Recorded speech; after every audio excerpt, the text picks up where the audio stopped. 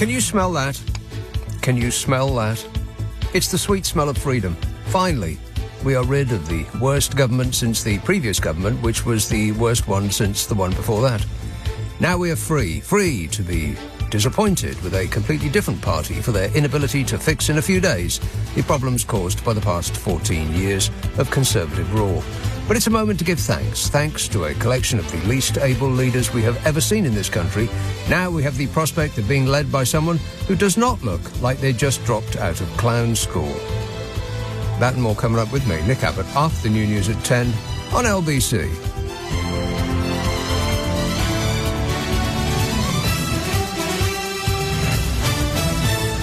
On your radio, on Global Player, and Play LBC. Leading Britain's conversation.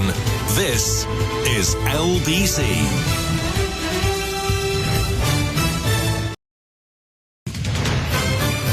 This is LBC from Global. Leading Britain's conversation with Nick Abbot. Oh, hello.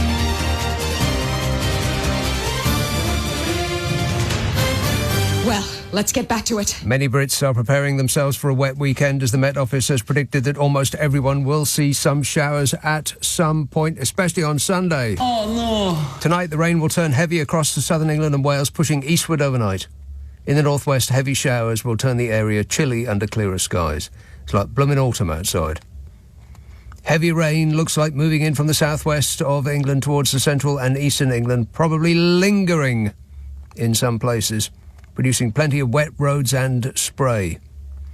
July has begun with a spell of cool and wet weather, and Met Office predictions state that this is unlikely to change in the next 7 days.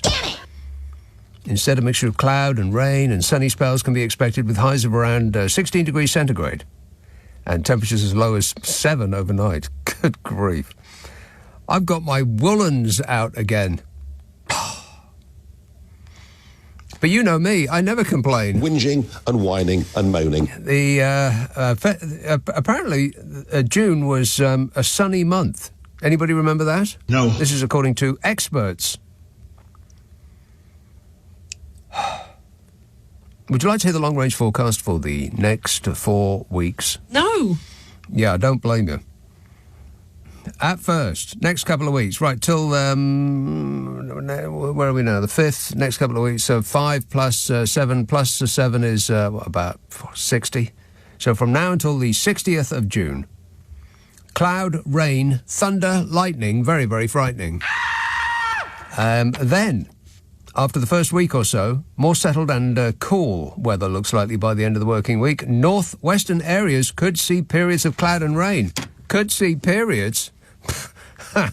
Raining constantly there, I would imagine. I can check on that while you wait, but I really don't understand what the point of it is. We all know what I'm going to say.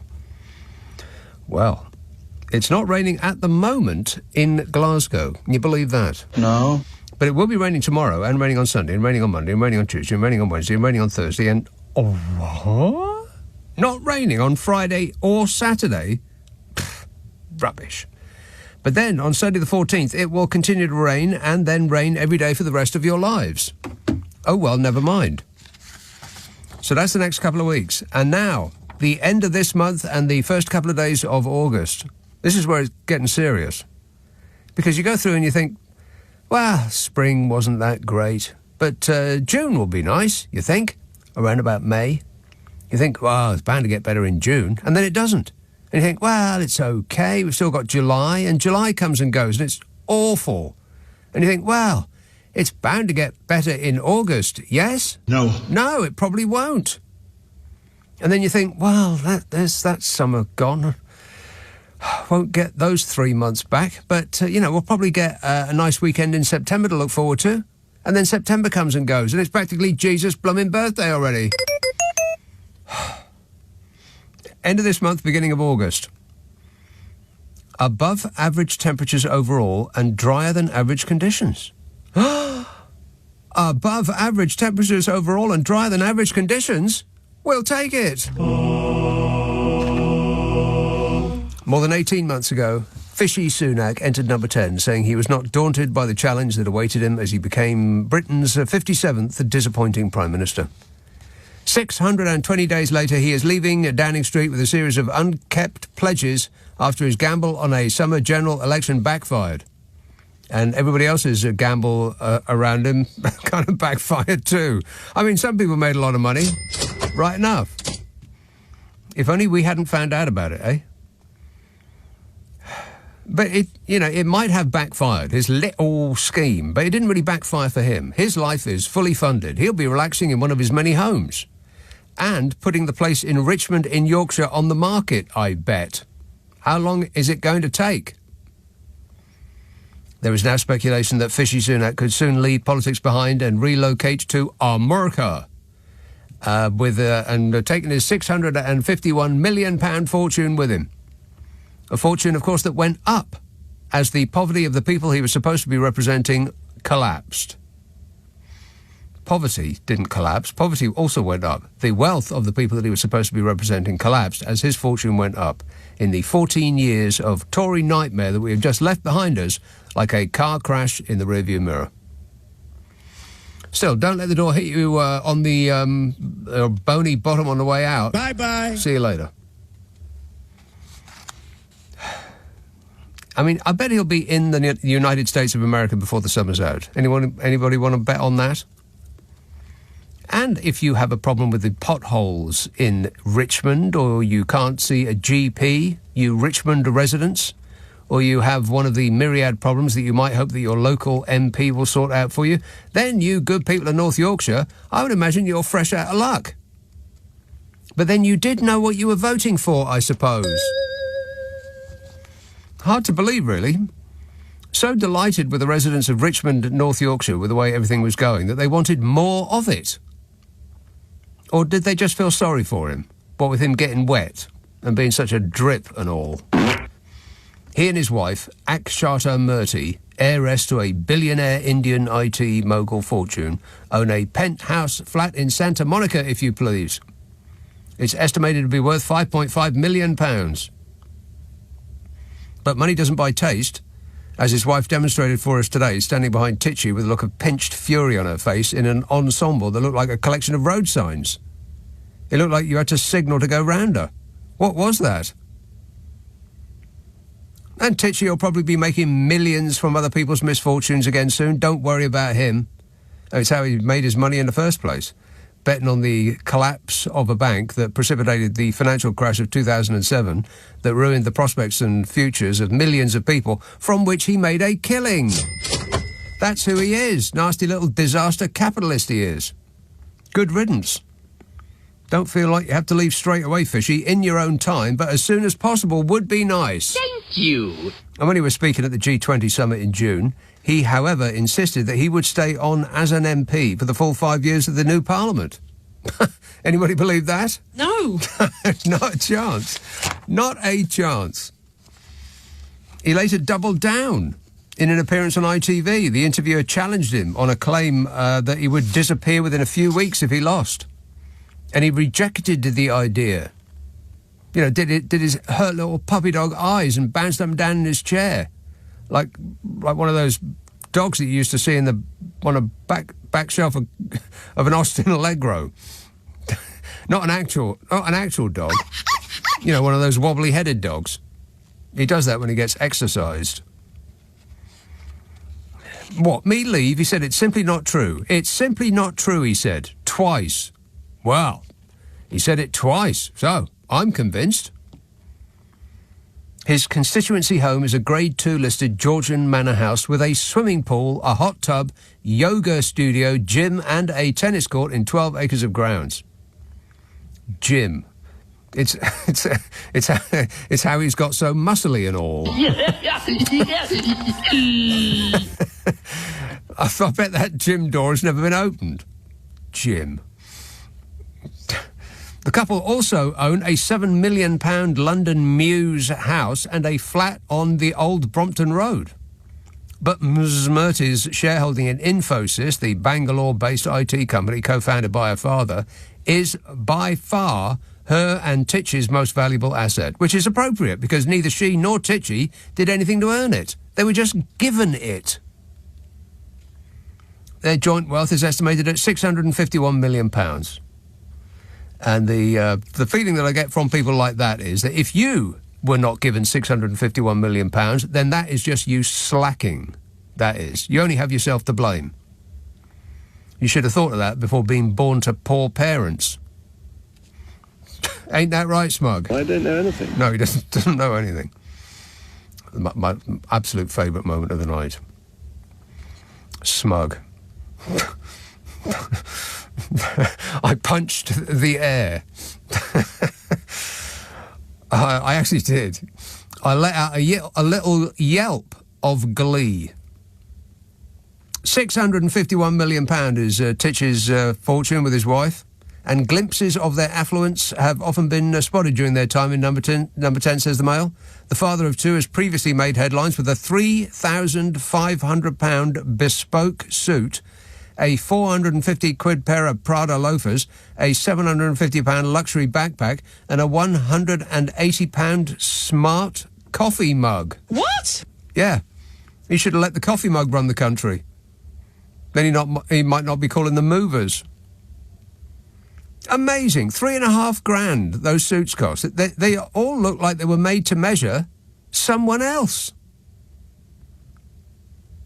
And his time in office saw an unimaginably huge mountain of our money just disappear like it never existed, much of it into the pockets of friends of the regime. And then he claimed that the public weren't interested in that. Move along, nothing to see here. And his wife held shares in a company that benefited from her husband's government contracts. And he personally caused the COVID death rate to surge by his eat out to help the virus out. And his inner circle used inside information to make money on betting on the date of the election, and he went to parties while handing out fines to others for sitting on a park bench together. Oh, it was a business meeting. Sure it was. And as the keeper of the nation's finances, as the Chancellor of the Exchequer, his own wife was registered as living somewhere else for tax purposes. Because, you know, having only £651 million isn't quite enough. He raised our taxes while making sure that his family wouldn't be affected. And this richest of political couples donated a six-figure sum to an already rich private school that he went to while denying funding to prop up collapsing state schools. And when asked what he would do for young people, he cheerfully said, national service. So let's stop feeling sorry for him, shall we? Don't even think about it. He was just as bad as the rest of them, if not worse. Ain't that right, Bodge? I can't comment on that. LBC.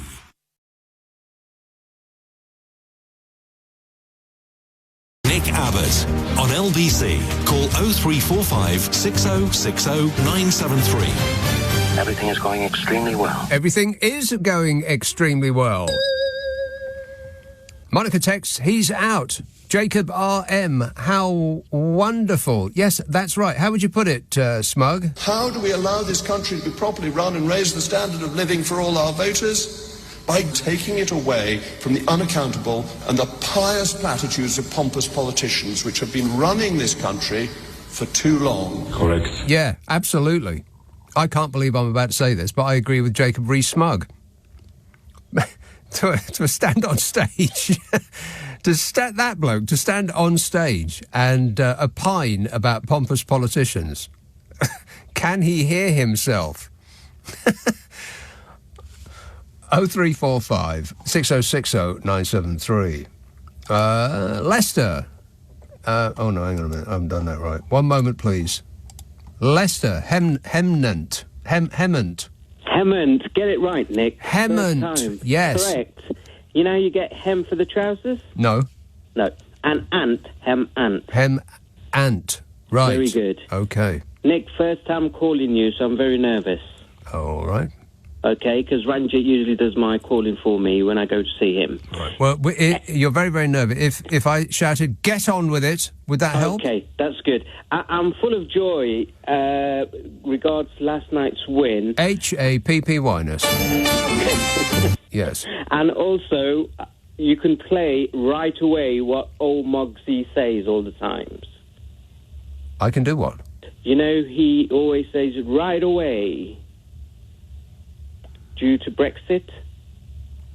Right, that's not making sense. Okay, No, don't worry. it really isn't. So this is the first time you've called, you say? Yes.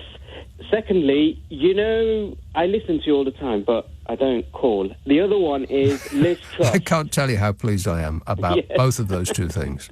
Liz Truss, why were they slow clapping? Because she was late. Where was she? I don't know. She probably couldn't find her way into the room. Oh, okay. She has a problem with doors. She either can't find her way out or she can't find her way in. Very good, very good. Anyway, it's my birthday today. Right, absolutely nobody cares. But I wish you all the best. Thanks a lot, Hemant. 0345 6060 973. His birthday. I'm absolutely not going to play it. I won't. I don't want to, and you can't make me.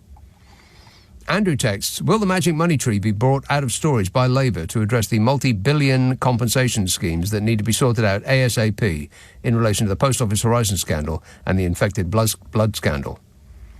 We've got no end of money in this country. Don't worry about it, Andrew. I mean, we actually do. The amount that we've borrowed already is it's a number that's so large I don't even know what it is. I would not know how to write it down. We're in hock to the tune of about £3 trillion. Trillion, not million, not billion, trillion. How many zeros is that? All of them, I think.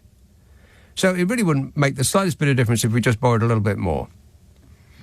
And in fact, it would probably be beneficial to the nation if we borrowed a little bit more and just spread it about a bit. You know, not just pouring it into the already fabulously well-appointed bank accounts of friends of the old regime. Because you give a millionaire 100 grand and they're just going to put it in the bank with all of the rest of the 100 grands they got. But if you've spread 100 grand over 100 poorer people, poor, not poorer, poor people, then they're going to spend it, all of it, at one go, on comics and sweets or, fruit and vegetables or whatever it is that takes their fancy. And by that method, the money will swirl around virtuously in the economy, boosting the wealth of everybody concerned.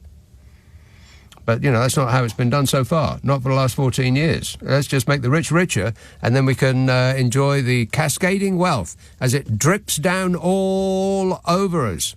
We call it trickle-down economics. Absolutely. Yeah, George Bush was a big fan of that.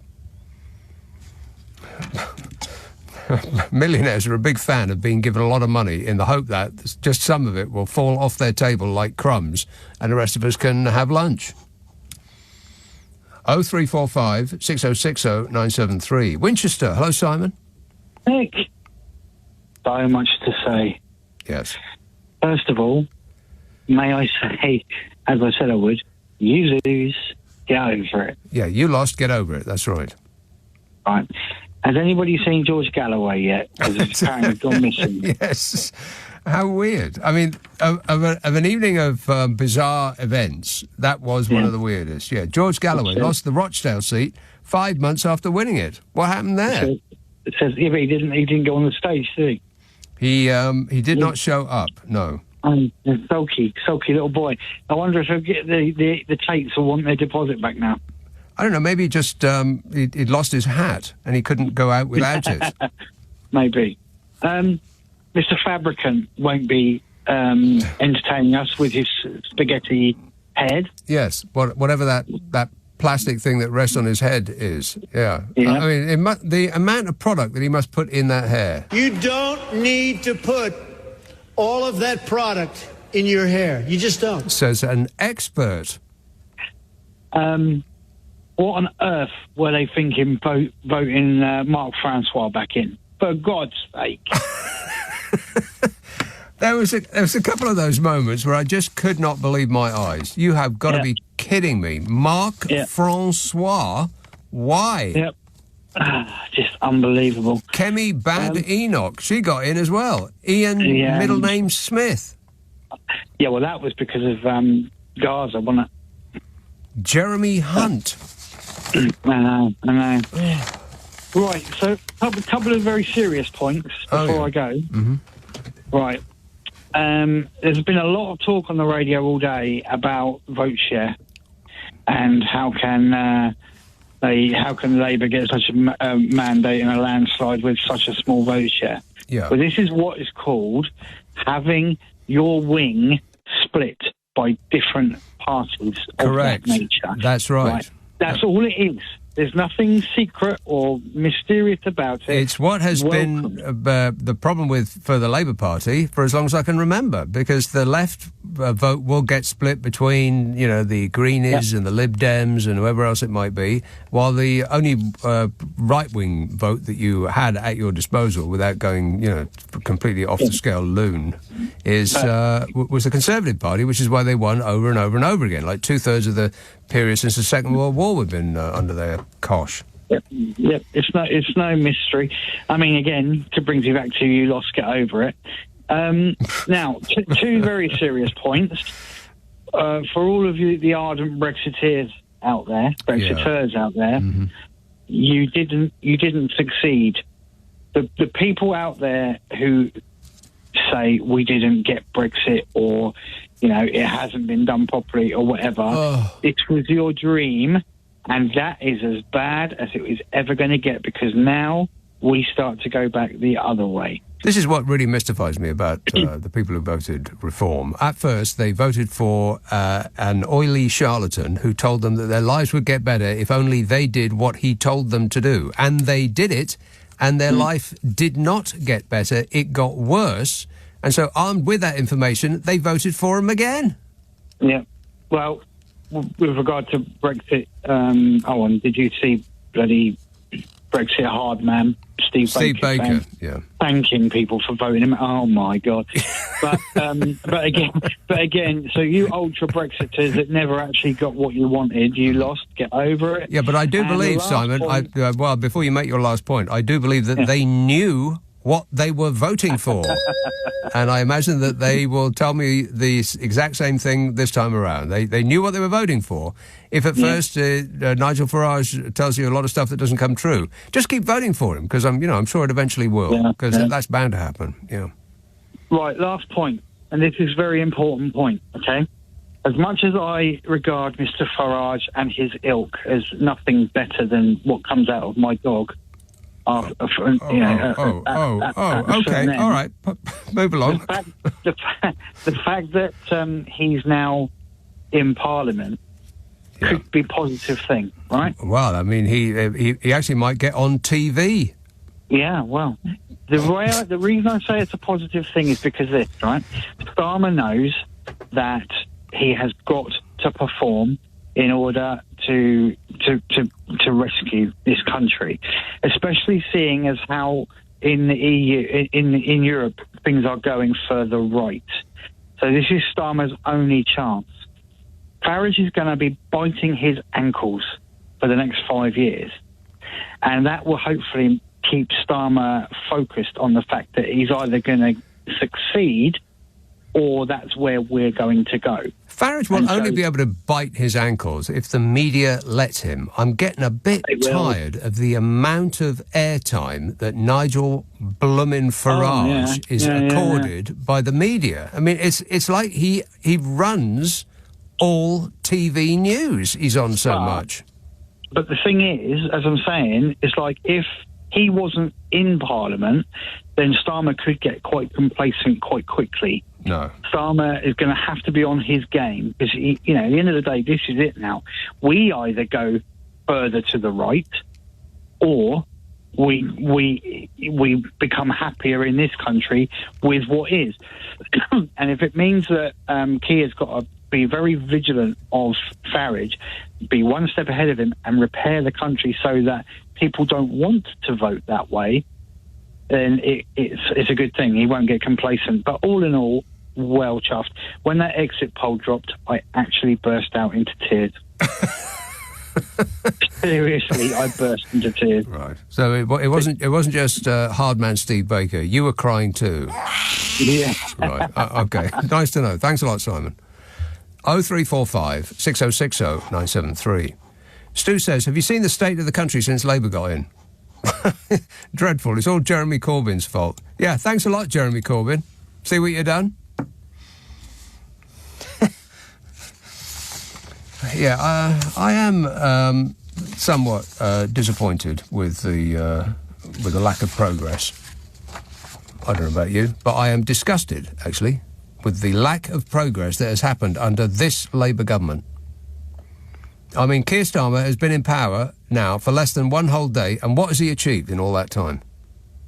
The NHS waiting lists are at an all-time high, schools falling down, there's sewage in our rivers, children are going to bed hungry, wealth inequality is dragging down this country, and what has he done about it in the long 14 hours of this Labour government? Nothing. And under his watch, the cost of a pint has never been higher, the bus you were waiting for didn't show up, and the summer has been called off due to the rain. I think what this country needs is to get our hope back. It's time for change. Let's have a general election now. Hands up, who's with me?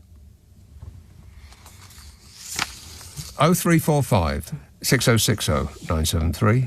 Text 84850. Email nica@lbc.co.uk. If you're on Twitter, it's @LBC. Friday, Saturday, Sunday night at 10, Nick Abbot, LBC. I should remind you that if you can't stand election talk anymore, then there is a podcast that I do with Carol McGiffin that doesn't have any of it. Yeah. It's called What's Your Problem with Nick and Carol? In which the delightful Carol McGiffin and I try to solve people's problems while laughing our faces off. Now, we don't talk politics because we don't agree on anything. So it's a blissful retreat from all of this. And there are 249 episodes on the internet for you to enjoy. We have a laugh doing it, and I think you'll find it highly amusing. It's called What's Your Problem with Nick and Carol? It's on Global Player, and you'll find Global Player at globalplayer.com or your favourite app store. Ask for it by name on an internet near you. What's Your Problem with Nick and Carol? 10:30 on LBC, the news headlines with Tim Daly. This is LBC with Nick Abbott. Call 0345 6060 973. Tweet at LBC. Text 84850. What's he got to be depressed about? Well, not very much at the moment. Give me a couple of days and I'll think of something. 0345 6060 973. David says, I am ecstatic the Tories are gone. I hope they're out of power for the next 900 years. Well, there's one individual who might be able to make that happen. I don't know about 900 years, but at least the next 9 years, there's one individual who might be able to make that happen. I'm a nutcase. Yeah, keep on keeping on, Nige. Keep splitting that vote. Excellent work, that man. About blooming time that the Tories had their vote to split, the right-wing vote split, like the Labour Party have been suffering for as long as I can remember. Andrew says, are you enjoying the final season of the Conservative Party? It's being shown on most of the channels today. Yeah, well, just as long as they don't repeat it. I mean, some things you only want to watch once. Like Game of Thrones, for instance. I mean, Game of Thrones was great, but you only want to watch it once, right? I mean, I couldn't put myself through all that again. Let's have West Devon. Hello, Rose. Oh, hello, Nick. Rose. Oh, goodness. I have to say, it was just lovely sitting listening to your introduction. It was just a huge relief. Does the air smell sweeter in West Devon this evening? It just feels so different. It was the one after the weather, actually. It was all that you did. I just thought, yes, thank you. You know. Does it feel different? I'm not sure, because I'm a little bit let down, to be honest. Me too. I was hoping for a much more significant drubbing for the Tories. Yes. That they got 24% of the vote is a bit dispiriting. A quarter of the people in this country thought that everything is going so swimmingly well that they wanted more of it. Well, I was going to say something of the sort, but I felt it was better to lead with the joy, really. I mean, no, joy is too strong a word. But it's just this sense that such a large amount of this wodge of wickedness has plummeted out. It's been, it's like a thing lifted off you. Well, it's like somebody took their thumb off the scales and their foot off your throat. Yeah. Yeah. I really wanted Braverman and Jenrick to go because they're so foul.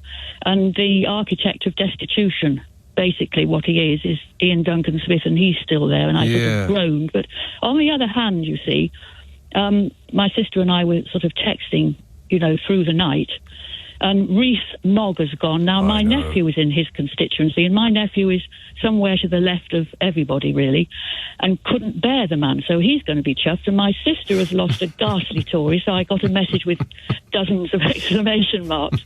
But we've still got ours, because do you know what happened? All year I've been saying, what are we going to do? We need a pact between the Libs and the Labs. Yeah.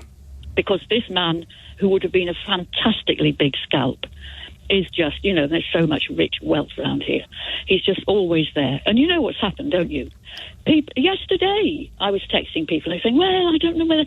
Some people say Labour, some people say Lib Dem, we'll get them out. So 22,000 of us went to vote knowing for an absolute certainty that it was totally pointless. And what happened? 22,000 votes were split between Labour and Libs, and he got in on 16,000. Oh. We could have been there with a sodding majority of 5,000. What's the matter with us? Why can't we get organised? We have to work together as a team, Rose. Yes. I mean, they put all this work into canvassing with their leaflets and, and Labour was saying, you have to vote for us. Lib Dem was saying we're the only ones. Waste of time. They must have known it was a waste of time. By the way, if the Liberal they weren't going to club together. Yeah. By the way, the Liberal Democrats got 12% of the vote and 0% of the publicity, while Reform got only slightly more at 14% of the vote and 100% of the publicity. The media in this country has got to rid itself of its addiction to Nigel Farage. I can't stand it, Nick. Every time his name comes up, I switch off. You know the result? The radio has been off all day because he's always on. Always. And it's an obsession. He got 5 seats. The Greens got 2. We haven't heard of the Greens throughout the whole campaigns. We've heard nothing. Nobody's bothered to interview them. But Farage, with his actor's voice... Yeah. I won't mention him anymore. You brought him up, I wouldn't have done, but, I mean, it's unbelievably vomit-making. Sorry, Nick. Unbelievably vomit-making. Oh, I do. Completely correct in every respect. Yeah, it's exactly like America's American media's addiction to Donald Trump. They cannot stop putting that man on screen. Even if they hate him like poison, they keep pointing their cameras at him because he is box office. But Farage isn't box. Ooh, okay. Oh, have you got to plummet me for that? Yeah, I'm afraid so, Rose. Yeah, you just stepped over the line there. Oh, well, never mind. Bye-bye. I mean, I can't disagree with what she said. It's just the way that she said it. Rose used builder's language. Can you believe that? Disgusting. Awful. Now, you could say that on TV. In fact, it's probably against the law not to say it on television at around this time. But you can't say it on the radio. Not now, not ever, never. Don't ask me why. Those are the rules. You can watch someone say it, but you can't hear someone say it. It never made any sense to me, but that's how it is. 0345 6060 973. Craig says, Keir Starmer, leave him alone. He's doing his best. I'll tell you what grates on me is everyone has to put the title of the person. As soon as they get a funny title and a badge, everyone bends over backwards to say their title all the blooming time. Previous to him being a Sir, nobody ever said Mr. Keir Starmer, did they? They just said Keir Starmer. So why now he is a Sir does everybody insist on saying Sir Keir? What a silly country this is. And I don't think it does him any favours. Because he's trying to be, Mr. Normal, Mr. One of Us, but the Sir part keeps differentiating him from us. Like he's going around on horseback in armour. Sir Keir.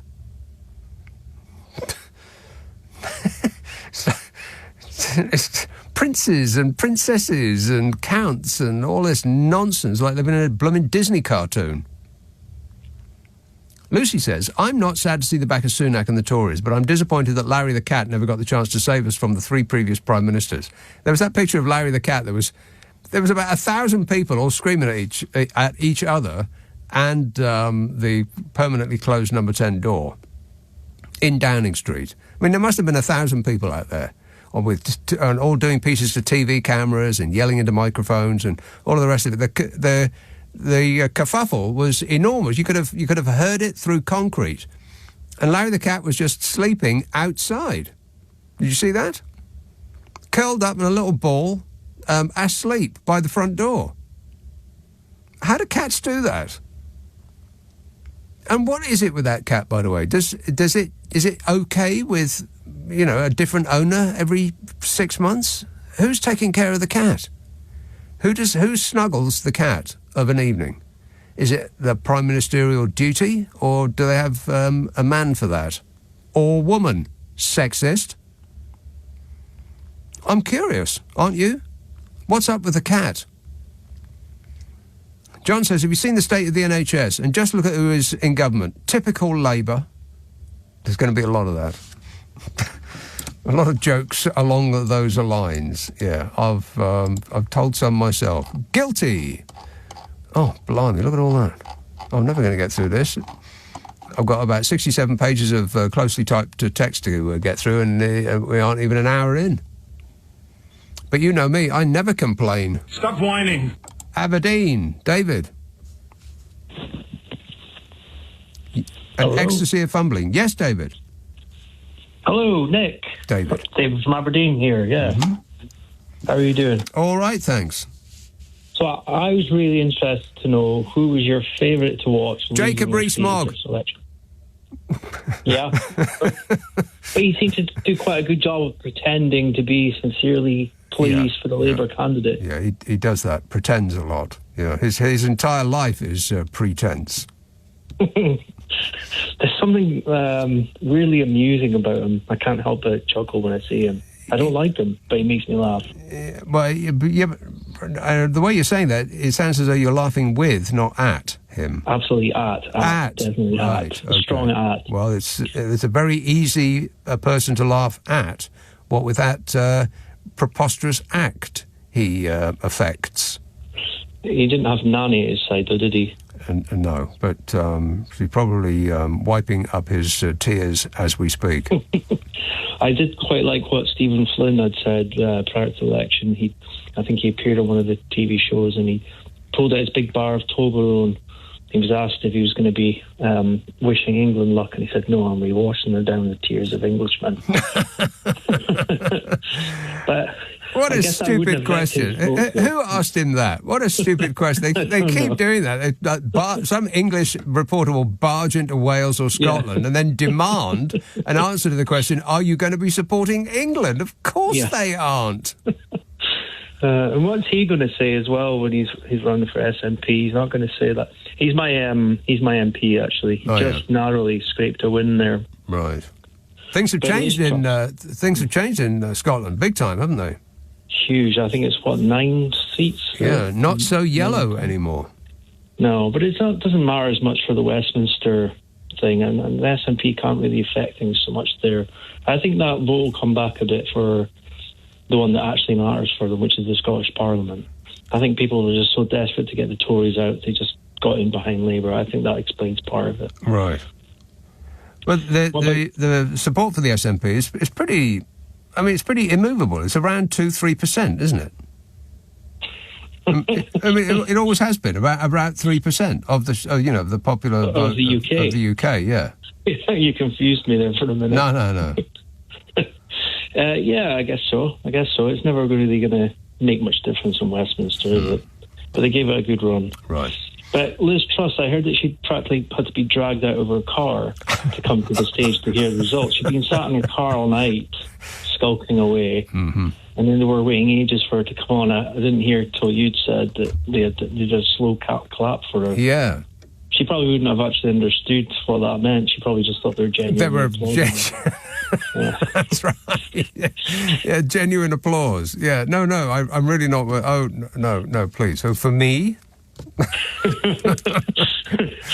And then Sunak, it wasn't enough that he got rained on at the start. It didn't really turn out for him this morning. Then when Starmer came out, the sun came out, and I thought, does that mean something? Yeah, there you go. I think so, yeah. No, it doesn't actually mean anything at all. It's just weather. But good work. Thanks a lot, David. 0345 6060 973. You're out, Liz. That is a disgrace. This is LBC.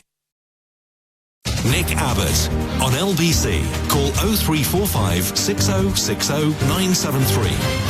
I'm gripping it. He is actually gripping it. He's gripping his passport, seeing if he can't wangle a seat on somebody else's private jet before his benefits are taken away from him.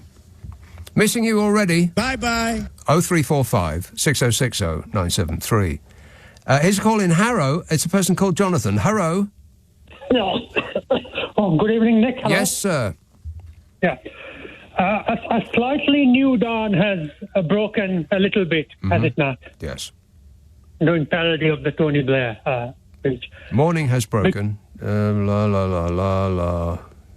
No, because Tony Blair said a new dawn has broken, and I said a slightly new dawn has broken, because I was telling one of the boys on LBC, the Herald, Harry Riley, I was telling him that in 97, after Blair came in and everything was perfect, it was sunny and we were all happy. Yes. Today, on the other hand, it has been quite, in a way, it's not been that historic a day, and it's been a bit drizzling. Yes, that's right. The weather has not improved under the present administration. But I will tell you this. I would firstly like to pay tribute to the Keir Starmer. Because in 2019, I told you, I voted for Barry and I was in a very hardline Tory MP's constituency. He got kicked out last night, actually. I just Googled it. I voted for the Conservative Party because I listened to a lot of the presenters on, television, LBC, who all told me that Jeremy Corbyn would come down my chimney on Christmas morning and convert me and make me communist. That is just the truth, yes. Yeah, and I was actually watching the little sort of Vox Park interview that Keir Starmer did with, is it Gary Neville, the footballer? Really? Yeah, they walked around the British countryside. Have you seen it? No, with Gary Neville? Yeah. Okay. And, if you haven't seen it, I personally wouldn't bother. No. Well, I didn't put it on my list, but go on. But I'm not much of a football watcher. But, Keir Starmer was talking about, sort of positivity and all of this. He is not a clown like the rest. He didn't use that phrase. But he spent most of the interview saying he has changed the party. And he didn't use the word expunge. But he said after Jeremy Corbyn, he has now listened to the people. And he has now completely changed it from that Leninist member of Slade and Wizard. I'm paraphrasing. But, Yes.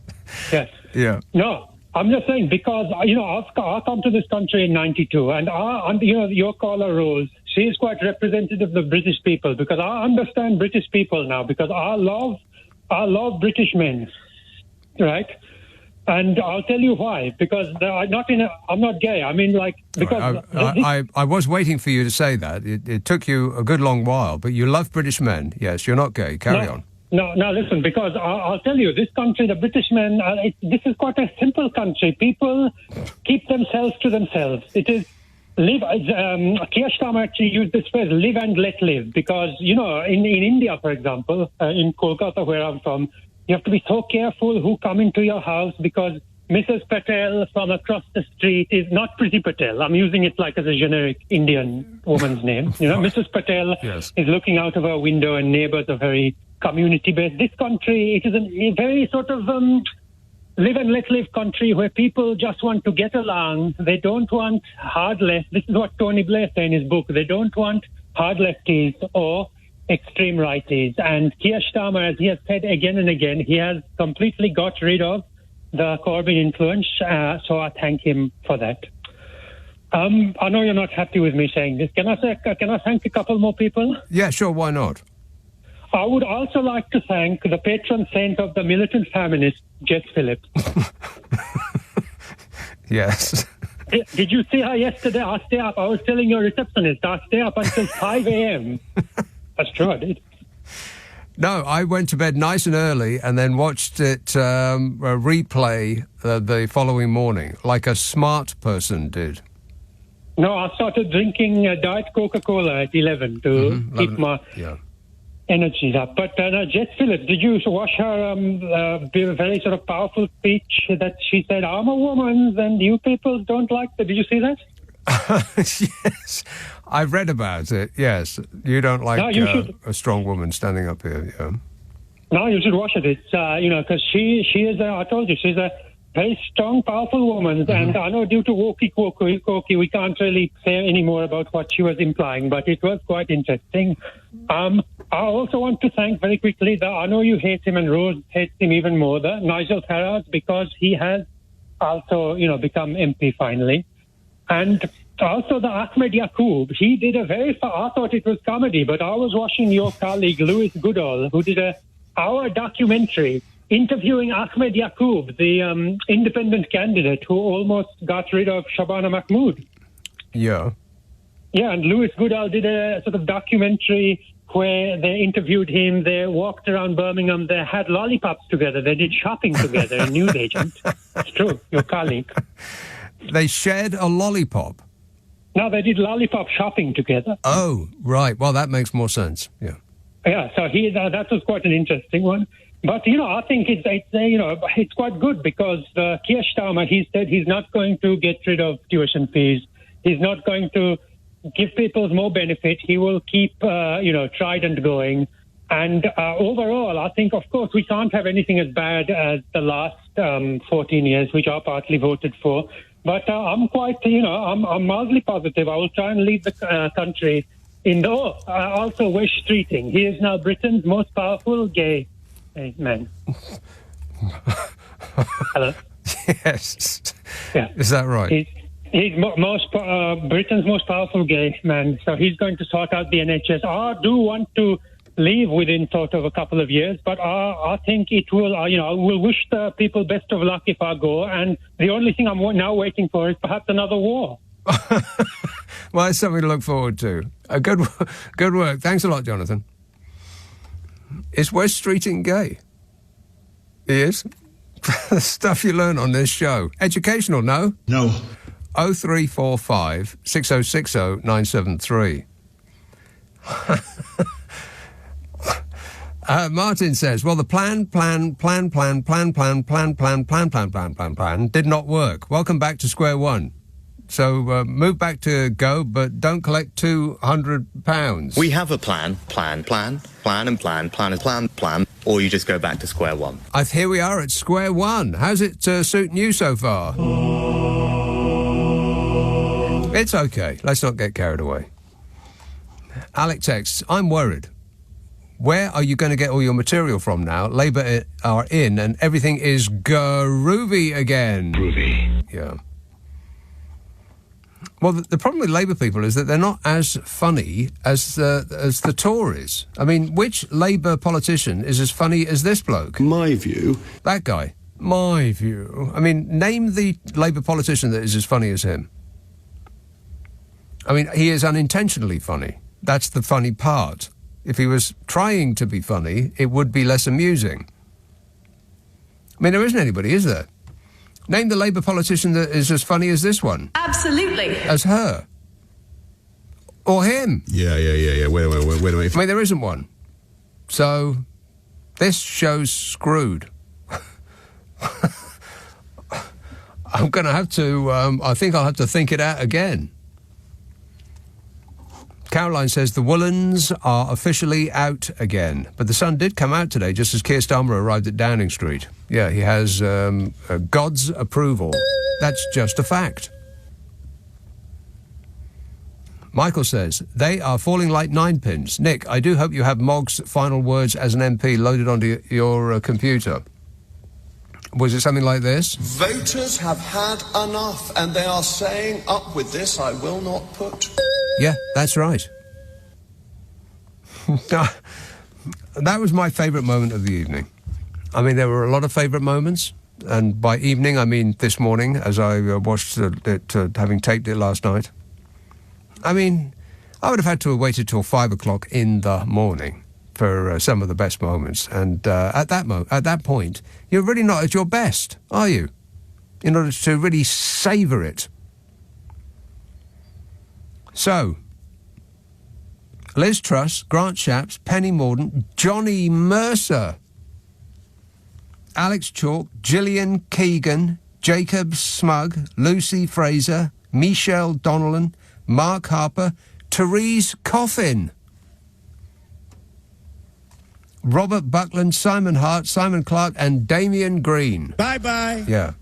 Michael Gove bravely ran away before his constituents could have their opinion on him known. So that was satisfying, but not satisfying enough. Not for me. I am slightly underwhelmed. You know, the Labour Party only increased its vote share by 2 percentage points. They got 32% of the popular vote in 2019 and 34% this year.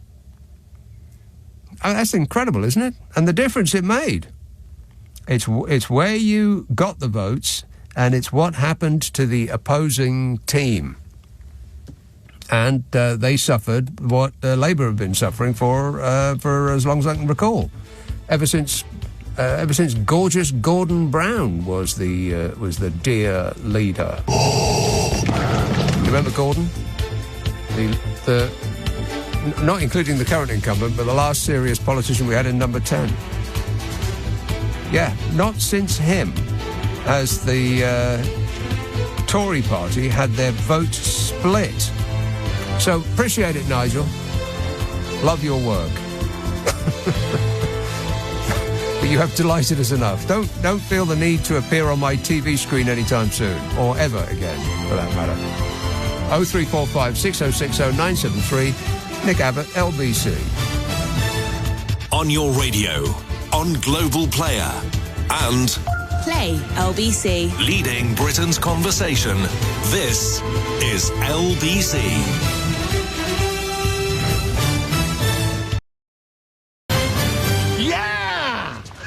Dude! Alex says, oh no, I read that. Alex is very, very worried. Where am I going to get my material from? I don't know. I mean, I'll always have the boiling pot of crazy that is Donald Trump. Don't be rude. But as for this country, I think the people are just a little bit too serious. The current lot, a little bit too serious. Not great for comedy. Chris says, happy election results day. Good news already. It's been over 4 hours since Keir Starmer clocked off and we haven't been attacked by Russia. That's right. We have not been attacked by Russia yet, as the Tories so fearfully predicted. I suspect they might have been watching Spain versus Germany, so perhaps they'll try again next Friday evening. Remain alert.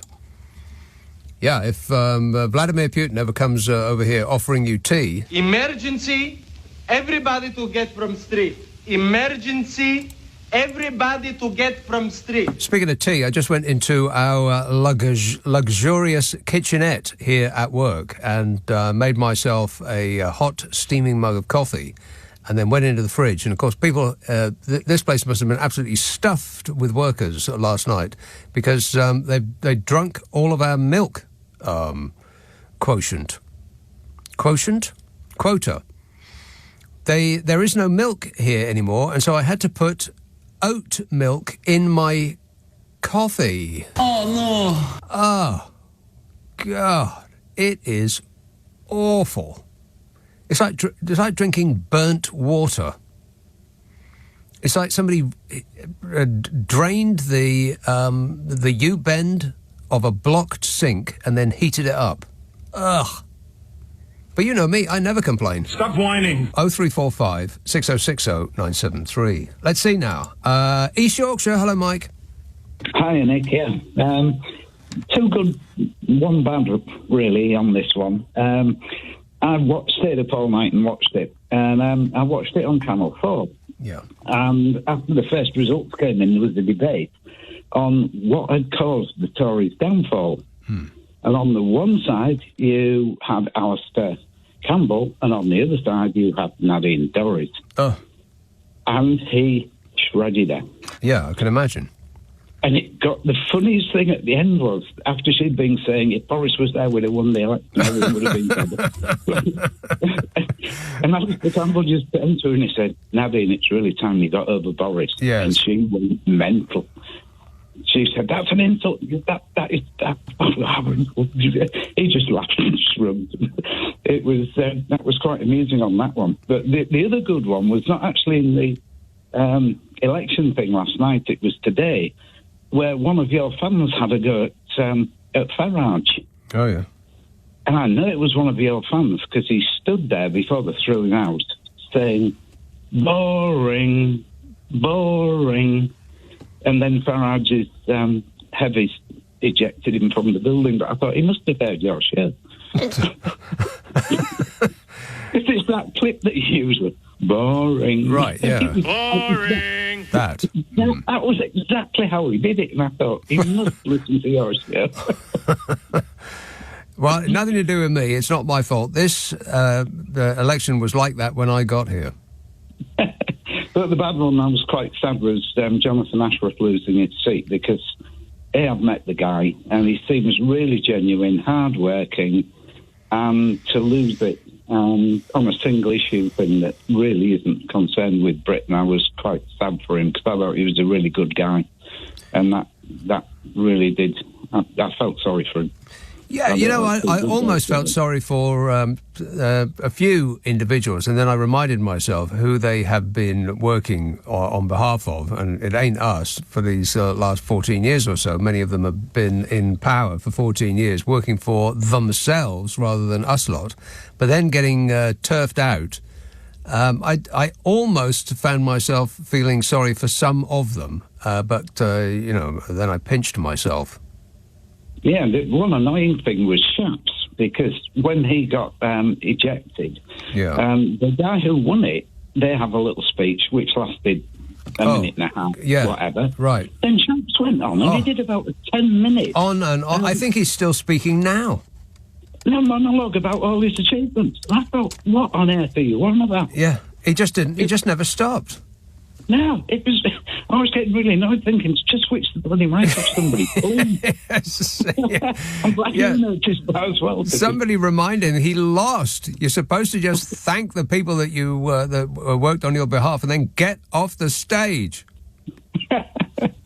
I'm glad you saw that, Nick. Yeah, I was wondering whether anyone else had I couldn't believe it. I was yelling at my television. Shut up, man. You lose. You get nothing. Good day, sir. All right, thanks a lot, Mike. Cheers, mate. 0345 6060 973. Tom says, vote share doesn't matter. It's the seats that count, and we won, says Tom. I think they do actually matter. I mean, it is important. I mean, of course, the only party that would be able to change the screwed-up system that we have for proportional representation is the party that has just one power, and so they're unlikely to do that. And by unlikely, I mean it's not going to happen. Not now, not ever, never.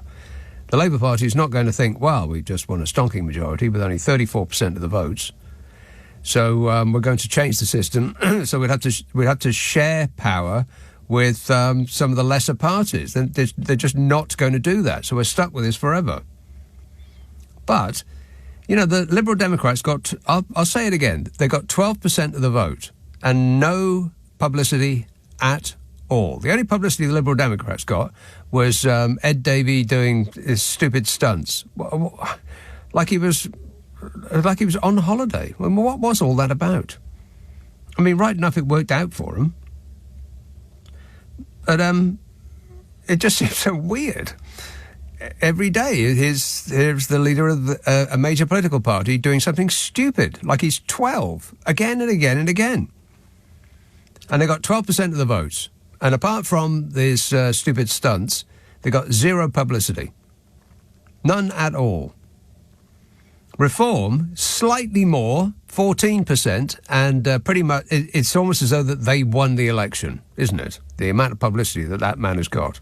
Nigel Farage. Over and over and over again. Here's Nigel Farage, who is discussing Nigel Farage's tremendous win at the current election.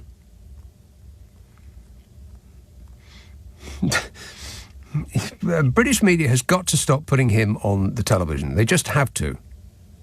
He's not that important. He's not that popular. 14% is about where UKIP peaked. It's about where the BNP and all these other far-right parties peaked in the 70s and the 80s. They all get about that, there or thereabouts, and they have a little blip up, and then they fade away. It's not like he's discovered this new part of the electorate. They've always been there.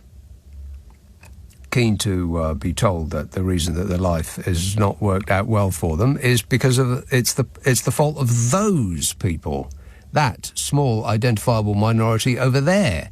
They're pulling you down, as opposed to the truth of it, which is those above you on the ladder are pushing you down. And those above you on the ladder include the millionaires that run the Reform Party, or company, or whatever they're calling it these days. I mean, that flat hat man of the people routine is just that. It's an act. Where is he more comfortable? In a pub with a pint and a fag in his hand, or at the Savoy with a bottle of champagne? 0345 6060 973. Let's have Wembley Park. Christoph. Oh, hi. You didn't say where I was from. So are you sure it's me? Wembley Park, I said. Oh, I had a breakup on the line. Sorry to hear that. Yes. Well, on the line. Oh, I see. Oh, that's why I didn't hear the Wembley Park bit, I think. Yeah, well, it's interesting you talk about knighthoods earlier, because I seem to remember the French, which is a republic, or which are a republic, they seem to be quite keen on issuing knighthoods, don't they? They issued or Légion d'honneur, to a 104-year-old lady, didn't they, at the D-Day ceremony recently? Yeah, but they don't call her Lady whoever, do they? I had no idea what they call them Chevalier, I think. I don't know if they actually use that word when they're addressing that person. No. Whether they say Chevalier Lamb, because I think that was her Christian Lamb. I don't know. They might. Well, she's Légion d'honneur. What if they gave Maurice Chevalier an honour? There would be Chevalier Maurice Chevalier. Yeah. Wow. You can definitely still do it, Nick. You still find ways of confounding finding people. Finding material for your show. And by the way, I'm certain that we will soon find reasons to sort of start complaining about the Labour Party. I mean, I think Emily Thornberry might still be. I mean, she was the one who did that thing about the was it St George's flag, and she made some sort of quip. So I don't know, she might be possibly the object of a bit of humour. And you're right, but they're all serious. But they're serious because they want to serve, right? Well, they're serious because they want to serve us. Yeah, they're serious because that's who they are. They're serious people, as opposed to this almost never-ending clown show that we've been suffering over the last 14 years. Yeah. Wait a minute. Which really was started by him. I mean, before that, they were sort of semi-serious. I mean, David Cameron was kind of a serious... I mean, you wouldn't want to buy a second-hand car from him, but he was sort of, he's like a posh Arthur Davey. And then Mrs. M, of course, with her comedy shoes, but she couldn't walk in them, but she didn't appear in any other way like a clown. And then Bodger Johnson shows up, and the whole place resembled a circus. But also, there's a huge difference in the tone somehow, isn't there, between when people sort of from the right are speaking and people sort of who are more progressive. I mean, you can just hear the empathy, can't you, in the tone, in the way they speak. I just never really got any empathy, not even out of Boris Johnson. I mean, who is supposedly a man of the people. No, he isn't. He's not a man of the people any more than this bloke is. I don't know anything. Yeah, they're neither men of the people any more than Nigel Farage is. I mean, they're all millionaire, ex-public school boys. He, Nigel Farage, used to be a city trader, for crying out loud. But he comes on like he was like my old man's a bin as a dustman. Anyway, Nick, I'm pretty sure you will still be able to find things there. We will be able to satirise them. I mean, it must be possible, surely. but the question is, what I really rang up to say. Life will continue to be ridiculous, Christoph. Don't worry about it. Did we know what we were voting for? Apparently so. That's what has been explained to me at great volume for many years now. The thing is, right, apparently, yeah, there again, I only know what was in the manifesto from hearing what other people said about it. I didn't read the manifesto. No, no one did. Or any of it. I bet the people who wrote the manifesto didn't read the manifesto. Well, doesn't this suggest, Nick, that in about 6 months' time, once Keir Starmer's had a look at the books, or Rachel Reeves, and they've sort of decided exactly what cuts they're going to make or tax increases they're going to make, but maybe we should have a second referendum, a second election. I think it's a good long while before I want to get into another one of those. And I think I speak for the nation. Yeah. No, 6 weeks was plenty enough. Imagine what it's like in America. They get years of this. I mean, their election's in November and they've already had the first TV debate. Yes, well... Right. So just be grateful for what you got. That's the trouble. That's the trouble, of course, that when... If they actually settle down and govern rather than campaign, because I did get the impression that a lot of the time, even though they had an 80-seat majority, they were still basically campaigning after they won that 80-seat majority. Every day, yes. Right. Just desperate for approval. Of just the roar of the crowd, the applause, greeting them and accompanying their departure. Yeah. So I hope we won't get any of that. No, it will be a period of relative sanity and dullness, and I think that we're due a period of dullness. I welcome it. You could play your podcasts during your show, your Nick and Carol problem podcast instead. Well, that's an excellent idea, Chris. I could just put a couple on right now and put my feet up and have a snooze. Yeah, and in fact, I thought when you said you were going to go to the fridge and that they had drunk the quota of, and I thought you were going to say champagne. No, milk. And I'm still tasting that oat milk. Oh, God, it's just so awful. Cow milk. That's what you need. All right, thanks a lot, Christoph. I mean, at least it's not as bad as hemp milk, which really is verifiably vile, or at least the brand that I tasted. I tried all of them. For some reason, I got it into my mind that milk was bad for me. I can't remember quite why. Maybe I had been affected by an article I read in some paper or other. And so I thought, I'll try them all. And I suppose oat milk was the least bad option, but it's not anything like milk. Milk. Oat milk. Ugh. It is like drinking burnt water. Why would anybody deliberately choose to drink that stuff? Unless there was no option but drinking black coffee. And ordinary black coffee is all right, but black instant coffee? No. No. This is LBC. Leading Britain's conversation. Nick Abbot. Alexa, send a comment to LBC. Right, so what are we doing? Doing a radio show, Gibbon. 0345 6060 973.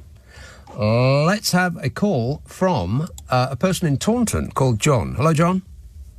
Oh, hello. How are you doing? Good, thanks.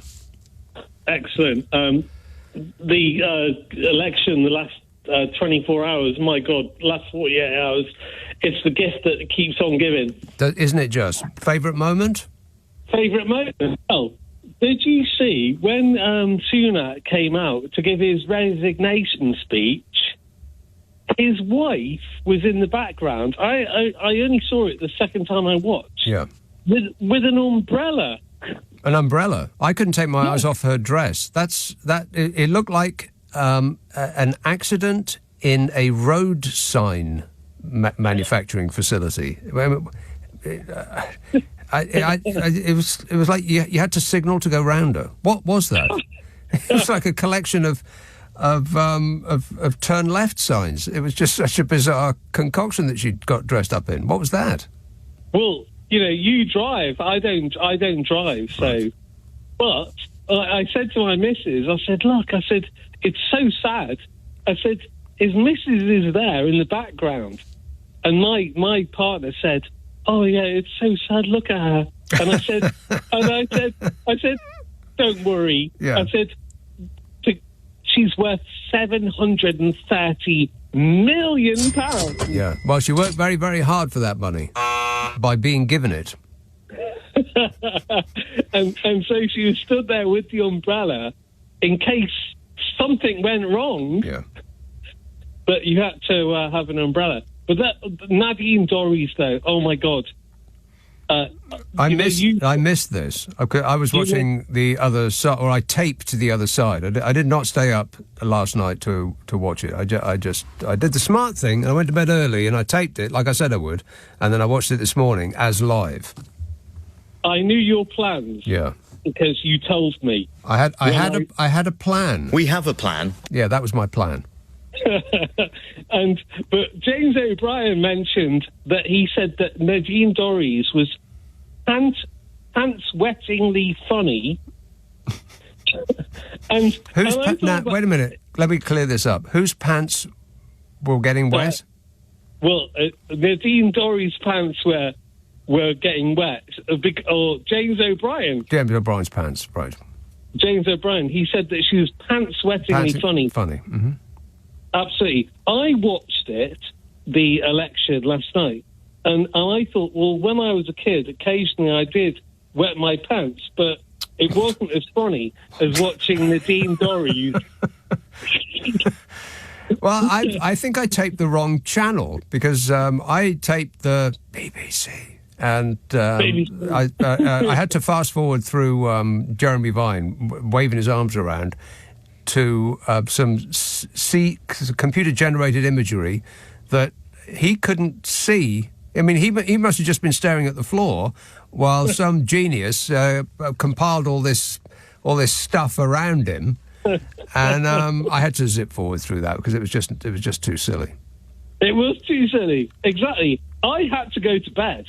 I was like, I cannot watch this anymore. Right. And so I woke up at midday today. Mm-hmm.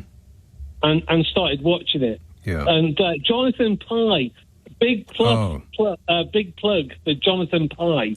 I retweeted his one of the many millions of people that retweeted some of his stuff, and his bit on the Tories is one of the best few minutes I've ever seen on the internet. It is just genius for the content. And the delivery, I mean, as a performance, it is brilliant because it's all one take and he doesn't screw it up at all. I totally agree. You're a genius. I love you, man. And I love Jonathan Pye. I thought you were telling me that you love Jonathan Pye. I love Jonathan Pye, peace and love, and also Sir Keir Starmer. We've got a chance. We've got a chance for people to hope. Yeah, we've actually got a better chance against Switzerland tomorrow. You believe that? No. No. Yeah, exactly right. No. OK, John, thanks for that. 0345 6060 973. We've got a chance. We could be a contender. We could be someone. Ken says, I think Starmer should resign. because although he's been Prime Minister for most of today, my bins still haven't been emptied. He needs to pull his finger out. Great to see the Greenies get their 4 target seats, by the way. Yes, the Greenies, 7% of the vote, 0% of the publicity. because all of your television screens were being repurposed as a vehicle for Nigel for bloomin' Raj. The obsession that the media have with that man needs to be corrected. Correct. It needs to be corrected. I think they need to think it out again. Chris says, and the winner is tactical voting, as it always will be until we get proportional representation. I'm not sure there was much tactical voting, was there? I mean, really? Did people actually engaged in that? I mean, I know that there was a lot of adverts and people being pushed towards it. Just go to this site and put your postcode in and see which party you need to vote for to get the Conservatives out. There's a lot of that. I'm just not entirely convinced that that anybody actually did that. I also find the turnout, I mean, there's people are saying it was disappointingly low, 60% in some areas. I don't have what the overall turnout, but I'm kind of surprised because when I went to place my cross in the correct box, there wasn't anybody there. There never is anybody there. I mean, it's a built-up area. There's houses blooming everywhere where I live, and I would have expected the queue to be out the door for people, just itching to make their feelings felt. But just 0 people. No one at all. I mean, they had a box full of pencils, and they had the regulation plywood booth, but there just wasn't anybody there. I find it a bit dispiriting, really. What more inducement do people need to actually go out and try to make a difference in the world? I would really like the breakdown of on voting on age, because I bet the kids didn't bother. Oh, wrong. No, that was the wrong one. Should be this. Yes. I can't be bothered. It's like so boring. Kids. What a disappointment. Brian says, don't forget, Nick, Starmer finished at 6 p.m. today as it's Friday. Well, that's true, yeah. Everybody was just freaking out because he said that he likes to, knock off on Friday evening, spend time with his family. Do you remember Wine O'Clock?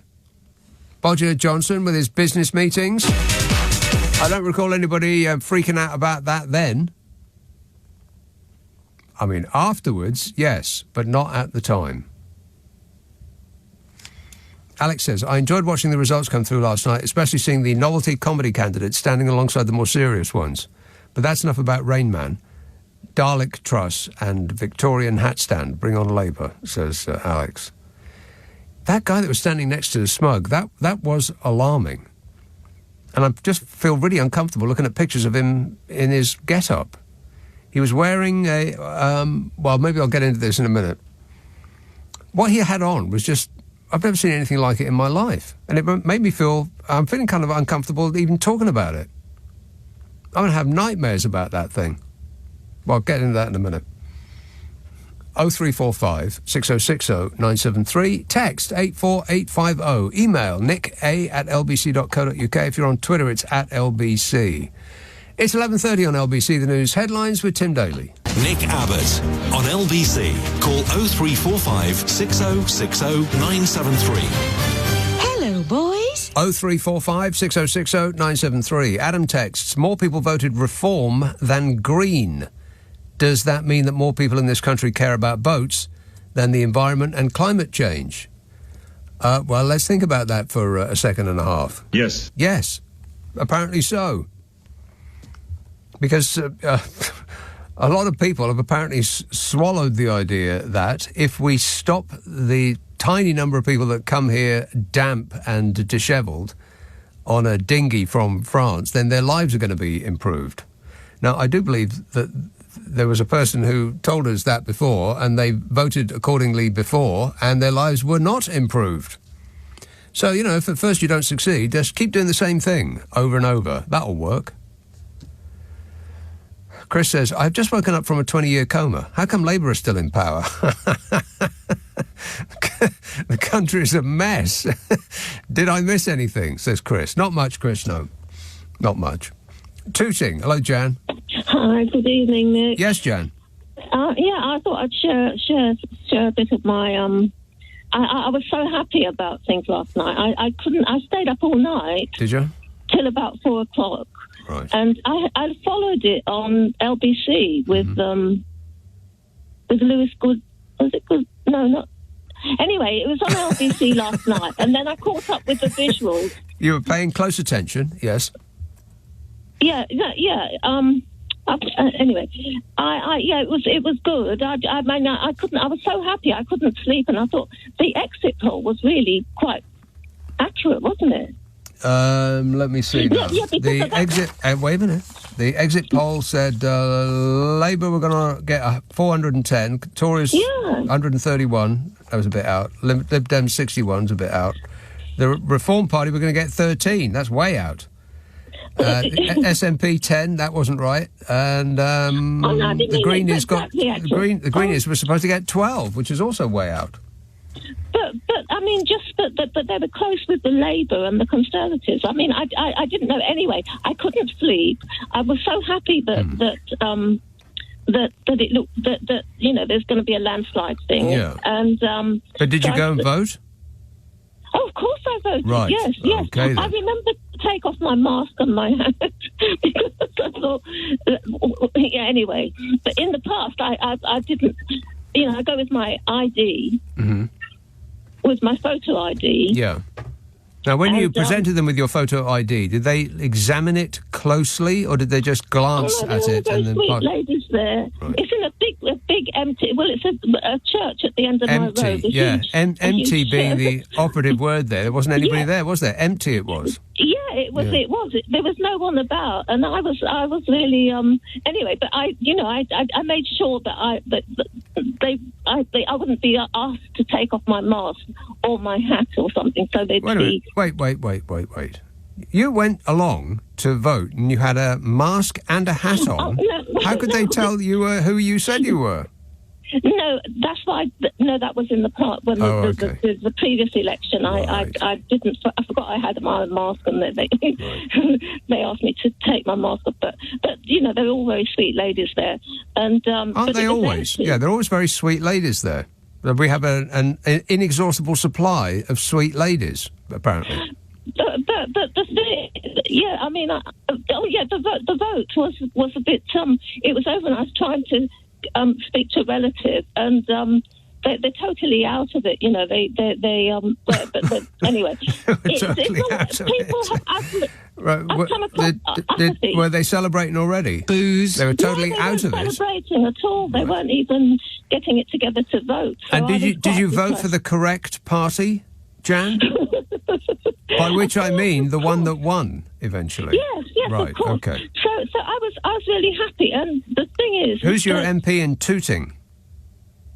She's that lovely lady. She's not related to Sadiq Khan, but her name is Rosina Allen Khan. And I actually wasn't. I never had any leaflets from them, but she's a part-time accident and emergency doctor at my local St George's Hospital, a huge hospital, right in the area. It's a big. It's got a helipad on the above the. What, in case Rishi Sunak ever wants to go visit? If he wanted to go and get another one of those photographs that he has, but mystifyingly surrounded by grinning NHS staff. I don't believe that those are NHS staff. They're just people that his team bust in.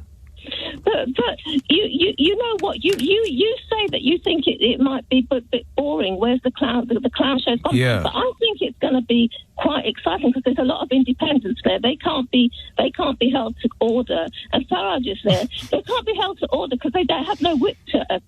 They've got no party whip to. Yeah. Let me make a prediction about how many times Nigel Farage actually bothers to show up in Parliament. I mean, probably in the Prime Minister's questions a couple of times he will, showboat and do his thing and then slope off to lunch. But is he actually going to be there, day in, day out? Is he going to be in Clacton working on people's concerns about potholes and the wait for the GP? He's going to be sitting there behind his desk. There's a queue of people snake out the door who all want him to solve their little problems. I'm going to go ahead and guess no. Nick, listen, I've caught up with things visually on YouTube. You can pick what you want to see, like Rees-Mogg or Liz Truss, and it's all there. It's a huge library of what actually happened. You can pick it out. Some of the worst people in the world's tears.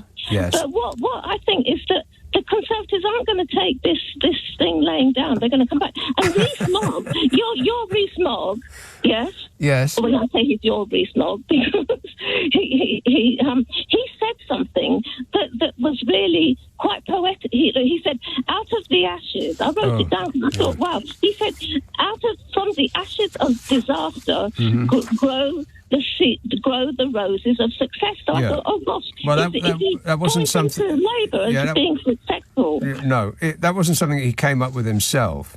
It sounds like a poem. Well, apparently it's from Chitty Chitty Bang Bang, if you can believe that. What? Those lines? Yes.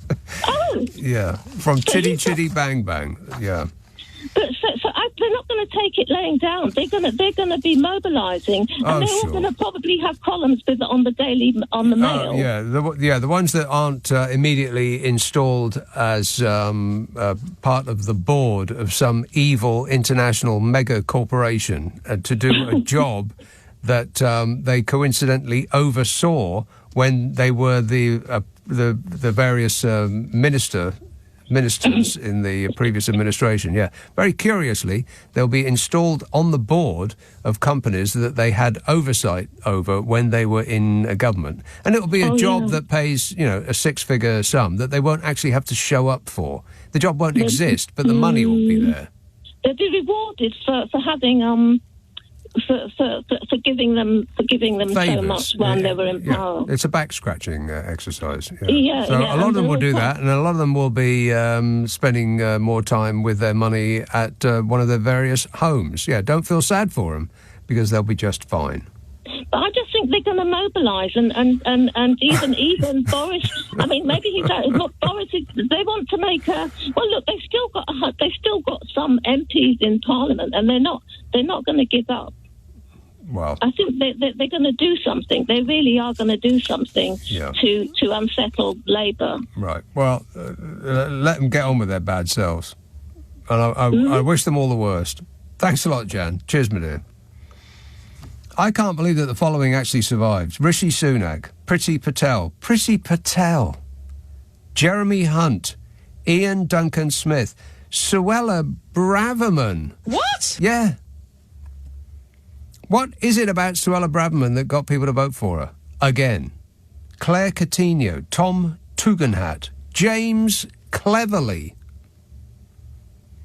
Mel Stride, Oliver Dowden, Victoria Atkins, Esther McVeigh survived. Steve Barclay, Laura Trott, Kemi Bad Enoch. She was re-elected. You believe that? Robert Jenrick, Kit Malthouse. Oh, Gavin Bloomin' Williamson, re-elected,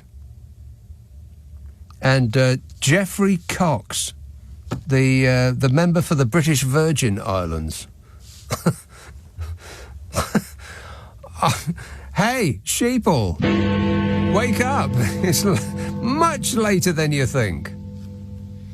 0345 6060 973. Plymouth, hello, Julie. Oh, hello, Nick. I've got so much joy to share with you, but listening to that list, I was a bit disappointed. Yeah, I am underwhelmed. It's not as I hoped it would be. No. Yeah, I was hoping, and I feel that they deserved not to come second. Yes, of course, but there is a but. Oh, can I just go back a minute? Did you not offer to walk a neighbour's dog to your polling station? You could have took a photo. Because you said you turned up and then nobody. Nobody was there. No. Nobody was there. You could have took a photo of a dog. But anyway, no, you're right. But the good thing is, at the moment, I will not... I'm relieved we haven't got PR because we are bucking the trend of the rest of Europe, and we are... Yes, we've let some terrible Tories back in. Not we, not you and I, or your listeners, but people have let some terrible Tories back in. But at the end of the day, Keir has a mandate, and he has a... And he doesn't like being called Sir Keir. He dislikes being called Keir. I think that's all the right-wingy sort of media thing. And they do insist on it, yeah. In order to make him appear posher than the Conservative alternative, which he absolutely isn't. But lots of people seen through that, and lots of people showed that last night, you know, whether they did tactical voting. I mean, yourself, James O'Brien, Carol Vorderman, all your listeners, we have a lot to be thankful for, and also we did a lot to make sure that we got the majority, because at the end of the day, he can change things now. He can do, and he will. I honestly believe he will. And Larry the cat, oh bless him. I know. He was. He gave him. He was just sleeping, wasn't he, with all that madness going on? How does it do that?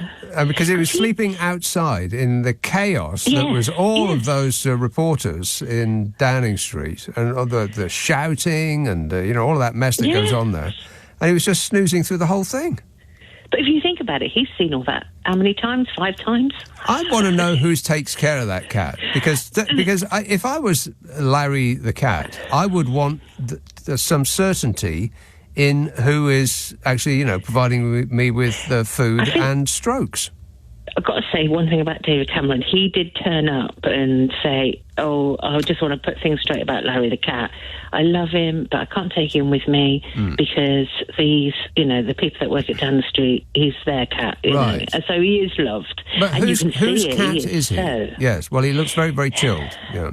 He is the government of the day's cat. He is...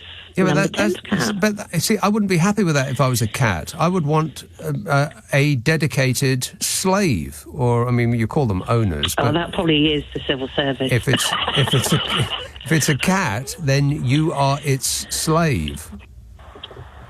Possibly, yeah.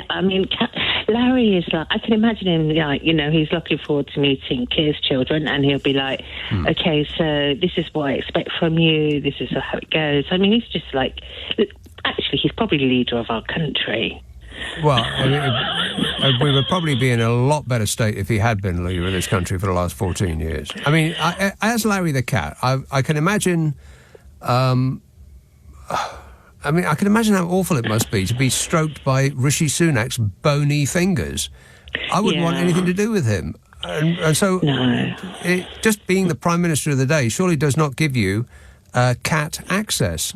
It doesn't give you cat blanche, no, not at all. And I think he's actually proved that with people. He snubbed Trump, he snubbed loads of people. Yeah. I stayed up all night, Nick, and I did watch Channel 4. Right. I should have maybe put that out there for you, and because and then Nadine Dorries was absolutely awful, but most of the people were great. And then I had to wait till Keir did his speech and that, so I've had very little sleep, and I'm having a couple of glasses of Merlot now. But I'm joyful. I'm not joyful for myself. I'm joyful for all of us, for the country. The thing with taping the programme and going to bed and then watching it this morning was that I was fresh as a daisy, but I'm watching people who are visibly unravelling as the hours went on. Of course, yes. And they just looked... Actually, that might have been better, but you're right about...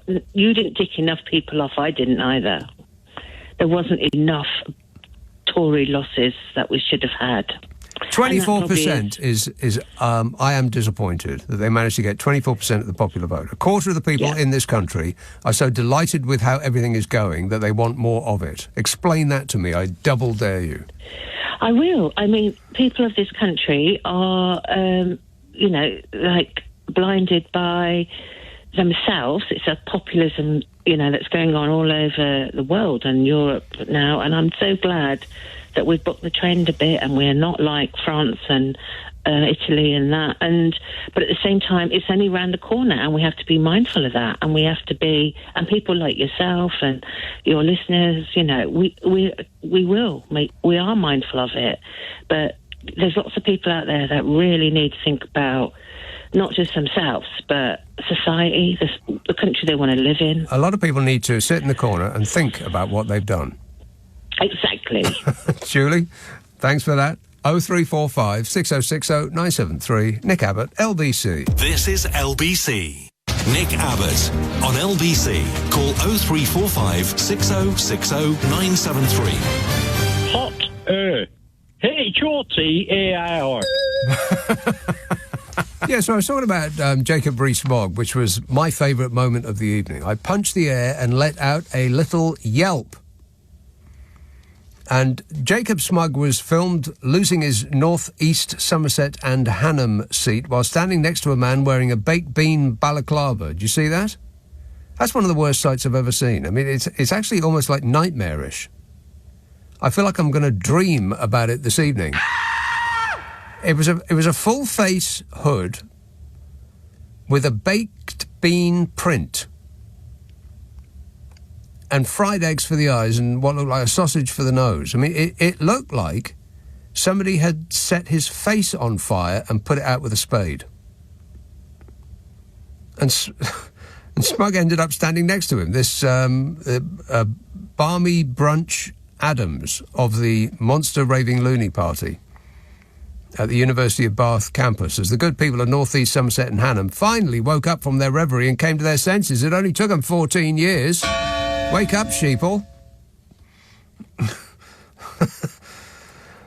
I mean, welcome to the real world, where cartoon poshos from the Beano don't get elected as MPs, especially ones that don't know anything. I don't know anything. I mean, I just read today he's 55 years old, is Smug.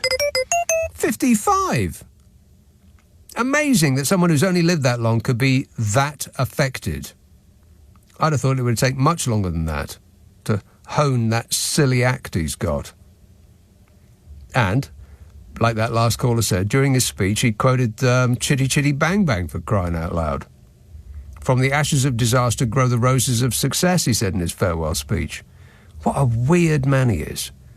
I mean, if I came across like the child catcher, all top hat and evil intent and mean and malevolence, I would have kept away from anything to do with Chitty Chitty Bang Bang, but, you know, that's just me. Call me crazy. Bodmin, Malcolm. Bodmin, Malcolm. Too late. Let's have Oldbury, Ranjit. Hey, mate, you okay? Yes, good, thanks. Yeah, you know, last week when I was speaking to you, I wanted to say that it's going to be my pleasure to watch Smug lose, yeah? And I knew at the time that, you know, I couldn't say, but I knew that was going to be your favourite moment as well, yeah? Well, I would have enjoyed other people getting their marching orders, but many of them survived the night. I can't believe it. I can't believe it either. I mean, you know, Liz Truss, when she lost hers, that was quite funny. Delicious. Right? Yes. Love she's that. She's thinking, yeah, I'm the former Prime Minister. I'll still save my feet, you know. Yeah. People still love me, she thought. Absolutely. Yeah. Yeah, so she was still under the impression. And, you know, regarding Rishi Sunak, you know, I've said a few weeks ago, I said, I hope he does win his seat, yeah, because I want to watch him squirm on the back benches, yeah, in opposition, yeah, trying to explain his way. Right, yeah, he ain't going to be on the back benches. Are you kidding me? He'll be on the back bench at Venice Beach in California, watching the tide go out. There's absolutely no way he's going to be sitting on the back benches. How long is it going to be before they have Zoom meetings and you know, to California on the MP from North Yorkshire? You know, I mean, he'll figure out somewhere. I mean, he'd have to be quite a coward, right, to run away from it now and win.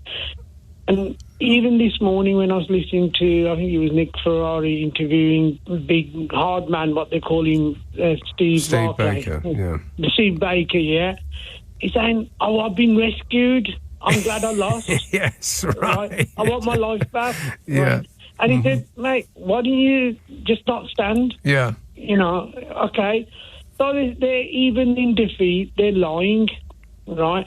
And I don't agree with anybody threatening any politician, right? No matter who they are, because or any person. I mean, never mind about politician. Person. Yeah. Yeah, it's not. That's not right. But how can you blatantly lie? You've put up a good fight to win your seat. You've lost it. Say, okay, mate, I've lost it. Fair and square. I was rubbish.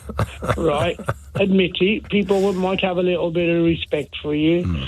And yeah, I think, you know, we shouldn't take the mickey out of Rishi Sunak's wife, right? But the dress she was wearing, it was just shocking. It was like an accident in a road sign factory.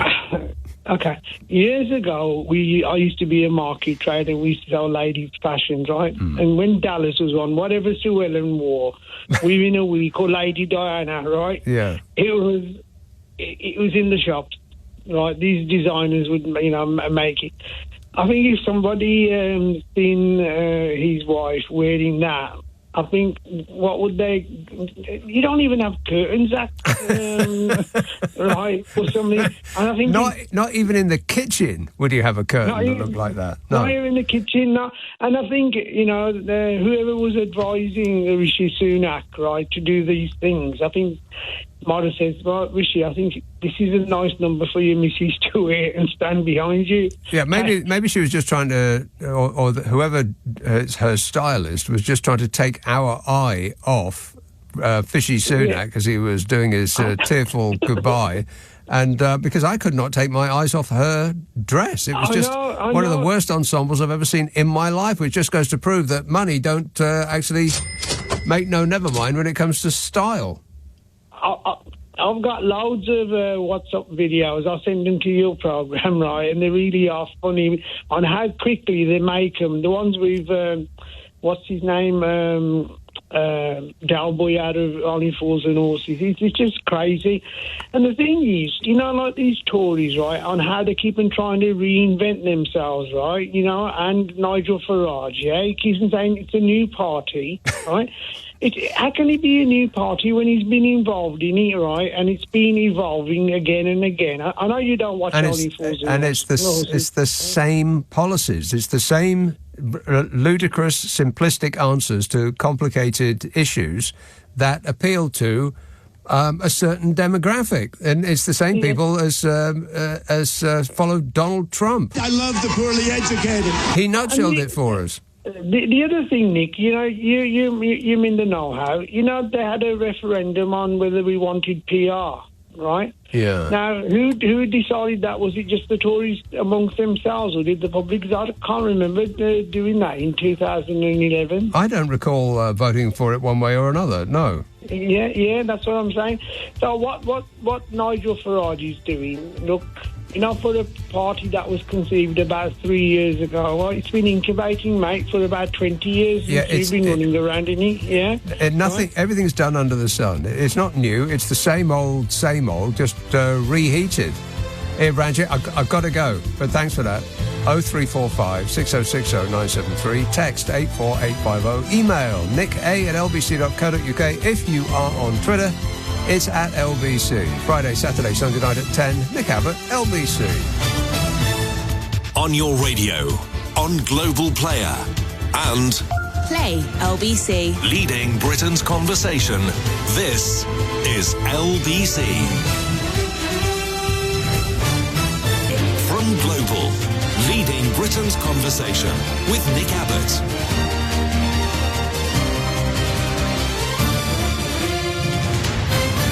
Are you trying to tell me that this is your act? Hey, I've just seen that the Timpson's boss has been appointed prisons minister. Well, that's a great appointment. Because Timpson's, the boss of Timpson's seems to be one of the good people. And I believe that they make a point of employing people who are just coming out of prison. Because their opportunity to actually find work is somewhat curtailed by having been in prison. So somebody who knows about prisons is going to be the prison minister. And over and above that, Patrick Vallance is going to be made science minister. A man who knows about science is going to be the science minister. Holy smoke, it's almost like the new regime makes sense.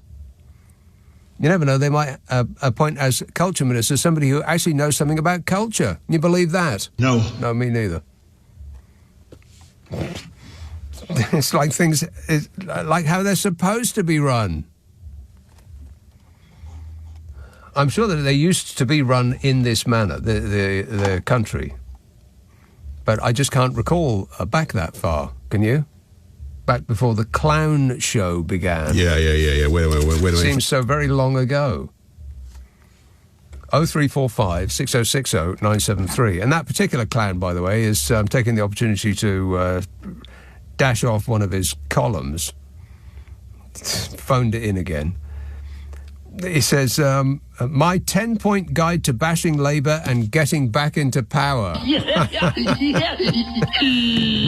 he is the reason they lost power. Because he issued in this clown show that of which people were fed up to hear. Voters have had enough. Exactly. And specifically because of Boris Johnson and his various escapades.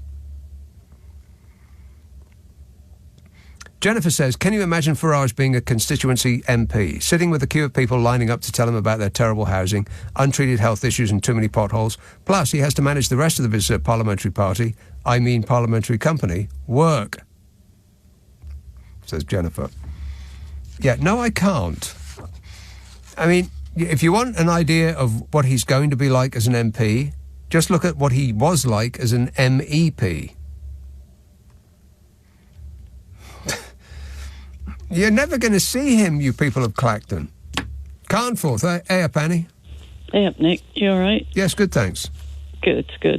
That moment when I heard that Smug had lost his seat was a very sweet moment, wasn't it? It was delicious. Yeah, it was. Also, I had to Google it this morning to find out about Philip Davis as well, who's another one of my pet dislikes, and who has lost his seat. So I was very pleased about that. But unfortunately, his lovely wife, who is as really delightful as he is Esther McVeigh, and she hasn't lost her seat, unfortunately. Neither did Chris Philp, by the way. What? Yeah. Very disappointed. Sorry, say again. Chris Philp. Philp? It always looks as though they've missed out a vowel. But no, it's Philp. And he survived as well, as did Gavin Bloomin' Williamson. You believe that? God. Suella Braverman. No, I can't. Yeah. No, I mean, a lot of the dreadful ones actually have survived, unfortunately. Kemi Badenoch. Oh, awful. Yes, I know. How on earth did anybody vote for them? Robert Jenrick. Although Liz Truss did get a comeuppance, didn't she? Oh, finally. Yes. I wonder if she's actually realised that's what's happened, because she looked stunned. I mean, she always looks stunned, doesn't she? As though she's listening to somebody speaking to her in a foreign language. She just looks as though her brain has been parked in neutral, and she's just standing there until somebody tells her to move somewhere else. Yeah, so she's definitely going to have to move somewhere else at the moment. Anyway. Yeah. Oh, she'll find something to do. They all do, don't they? Don't they find ever? Themselves, something nice and cushy. They'll be just fine. Yeah. Don't worry about that. Yeah. I mean, I had a real deliberation, actually, as to who to vote for this time, because I've always voted Labour, except for the time after the Iraq War. I thought, I'm not voting for Tony Blair. Right. So I voted Green. Mm-hmm. And this time... because of Gaza, I was going to vote Green, but then I discovered which would have been a waste of time in this seat anyway, but then I discovered who the Labour candidate was, who was the Labour candidate in 2019, and I know her, and, you know, I mean, we were actually members of the Labour Party then, and we voted for her to be the candidate, you know, and I know she is a person with principles and a moral compass. Wow, what a concept. Yes, I know. Unlike, I have to say, some of Starmer and his acolyte types, but so because I was just thinking I cannot vote for Labour with a leader that, just endorses Israel committing war crimes, which he did on this station to Nick Ferrari. But anyway, in the end, I thought, well, it's better to have somebody in the Labour Party with a moral compass and principles, even if she's on the backbenches. And amazing that she hadn't been replaced, because a lot of people have been purged and replaced in Labour. Just as a point of order, I'm pretty sure that nobody ever endorsed the commission, the committing of war crimes. I mean, they may have said, the usual things that people have been saying about that issue, which I don't really want to get into now. But they probably didn't say, I'm fully on board with war crimes. No, he just said Israel has a right to defend itself. Blah, blah, yeah. But anyway, so I did vote in the end, and she did get in, and it would have been her or the Tory anyway. Right. And especially as our seat has been completely gerrymandered, it's been, the new boundaries has made it a completely different seat, really. It's amazing that they lost so badly, having tried so very hard to steal it. Yes, exactly. Yeah, they did with this seat. They took quite a few of the poor areas, because Morecambe is a very poor area, but then a lot of the surrounding rural areas are quite affluent.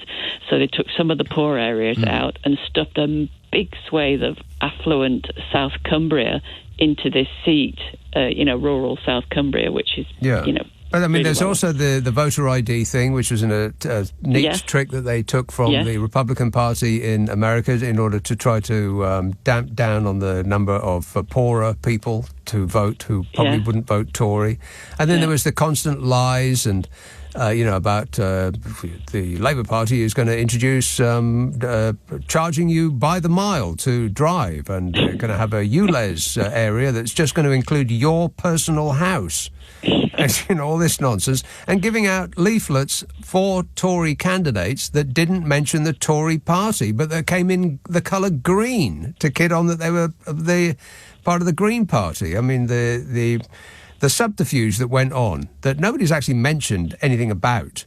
No, they did have all sorts of bizarre things. We were inundated with. I've never had so many leaflets in our lives in any election, but mainly from the Tories and Labour, and we had constant leaflets from Labour which weren't actually about the candidate. There were mainly ones with Keir Starmer standing there looking quite stern and serious, with a sort of the Union Jack bit sort of at the top. And I was thinking, when are you going to send out something about the candidate? Eventually, they did send one out about the candidate. And I was thinking, well, she is local, which, a lot of these candidates, Labour candidates, have been parachuted into places, which has really displeased the local constituency. Labour Party, have not particularly wanted to,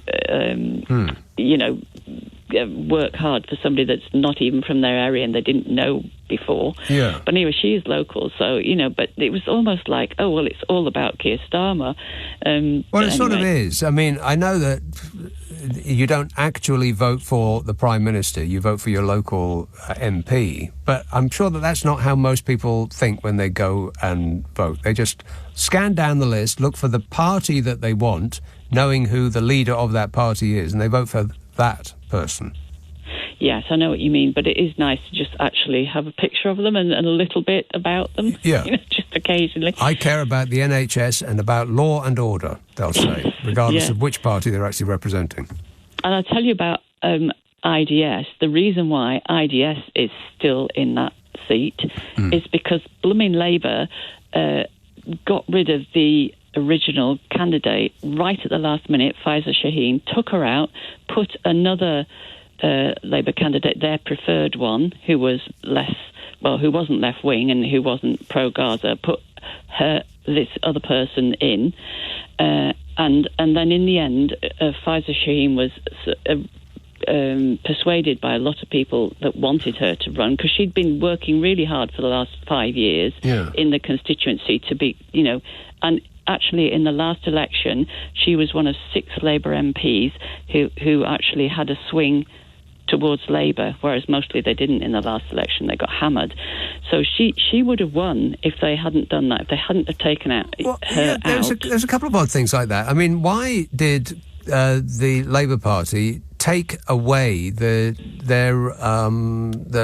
smartly dressed candidate in Clacton, who seemed, I mean, I didn't actually hear him speak, but people were forever going on about, he's the most well turned out MP that we've, prospective MP that we've got. Look at his style, look at his hair, look at his waistcoat and tie and all the rest of it. People going on and on and on about how great this bloke looked, and the Labour Party pulled him away and, as far as I'm aware, told him not to actually campaign in Clacton. So they just sort of let Farage win it. What was that about?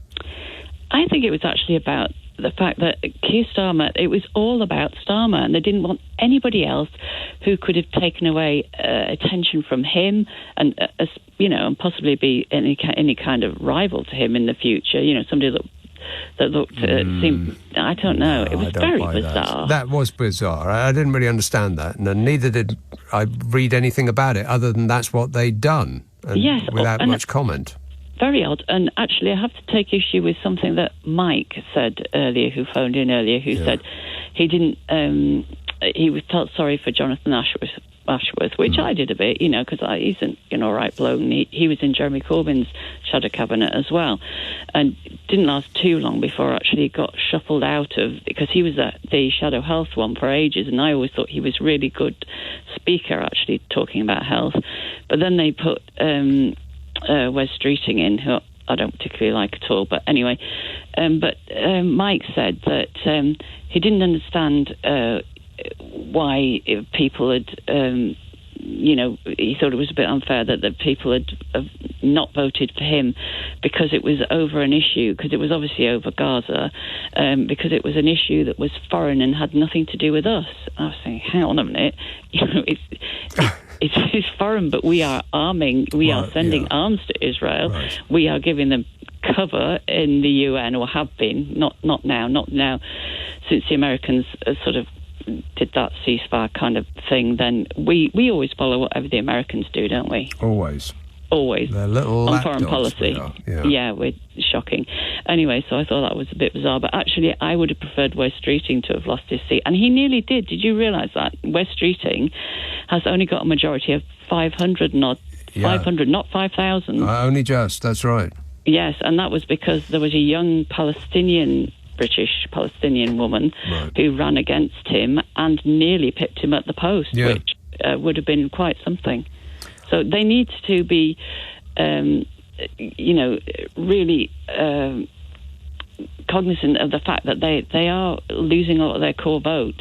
And it didn't matter this time because everybody was so desperate to get rid of the Tories. It was really more a vote against the Tories rather than a vote for completely. Labour. That's exactly what just happened, because you look at the Labour share of the vote, and it's almost the same as it was in 2019. Yes. It's practically the same. The Tories, they went down by about half. So, they lost. But maybe this is where they deserve to be forever. Now, the Labour Party might get 34%. They might get propped up in the future by the Greenies, or they might do a deal with the Lib Dems. But maybe the Tories should actually always be on about 24%. I mean, do they, from your experience of the last 14 years, do they deserve more than a quarter of the population singing their praises? They don't deserve anybody singing their praises. But then what does worry me, that if Labour don't do enough, they don't make enough difference in the next 5 years, that the right, I mean, Farage and his horrible little band will get more people, that will move more towards the right rather than, and I don't think really the Tories will, I don't know, the Tories might reiterate themselves in like even more reform than reform, possibly. But look at the difference that Labour have in the amount of seats that they've won, certainly since the last time around. I mean, it is revolutionary, and so the Tories could win in a landslide next time. I mean, that's the nature of our system. And I think people are going to continue to be angry because Keir Starmer isn't going to be able to turn this country around and make people feel significantly better about their prospects within 5 years. It's going to be longer than that. So the next election, they're going to have to start campaigning for it now, essentially, or making sure that they do things that people can actually, that are tangible, that people can say, yes, this is the improvement that I have noticed since Labour came to power. Annie, going to have to go. Thanks for that. 0345 6060 973 LBC. This is LBC with Nick Abbott. You're joking. 0345 6060 973. Will says, I think it's a safe bet that the 5 Reform MPs will screw up long before there's another general election.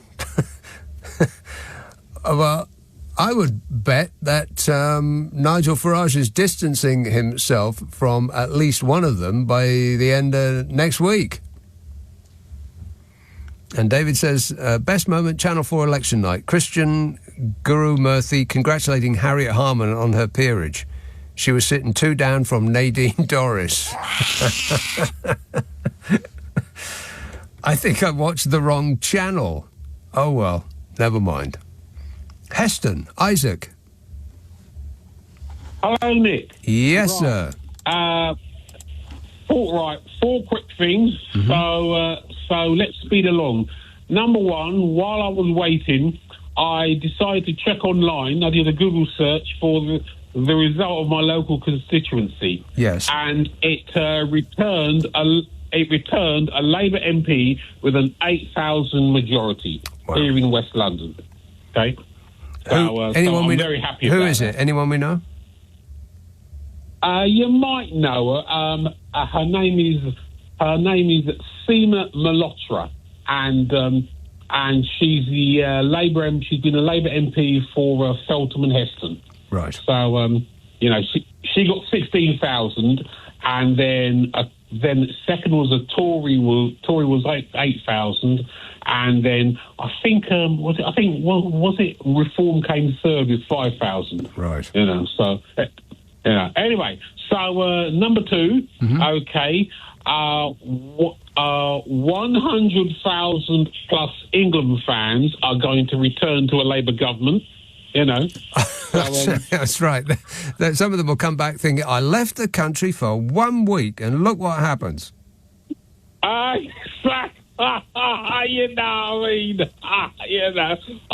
the country for 1 week, and what happens? You see, you can't trust you people to do anything. Anyway, right. Well done, England fans. Number 3, the Labour. You mean well done for not being here and thereby not voting. Only by their combined efforts to not actually express their opinion one way or the other have we achieved this fantastic result. Right. Yes, absolutely. Number 3, right. This is a Boris Johnson quote. His chicken feed quote from some years ago. Yeah. The Labour majority made Boris Johnson's 2019 majority seem like chicken feed. Chicken feed. Yeah. Absolutely. I mean, they were going on about, how much the 80-seat majority, blah, blah, blah, blah, blah. Well, he called it a stonking. He called it a stonking majority, with which, by the way, he did nothing. Exactly, yeah. And Keir Starmer more than doubled it, giving the Tories their biggest defeat, right? Their biggest defeat since 1832. How about that, eh? Educational, this show, no? No. Yeah, a little bit, every now and again, almost by accident. And finally, right, okay, telling you, some of the big beasts who lost their seats, I'll just mention 3 off the top of my head. Yes. Right? Jacob Rees-Mogg. Oh, my God. I know. What? Best moment of the evening. The other one was Penny Mordaunt. Yes. Okay. She's not standing up and fighting anymore.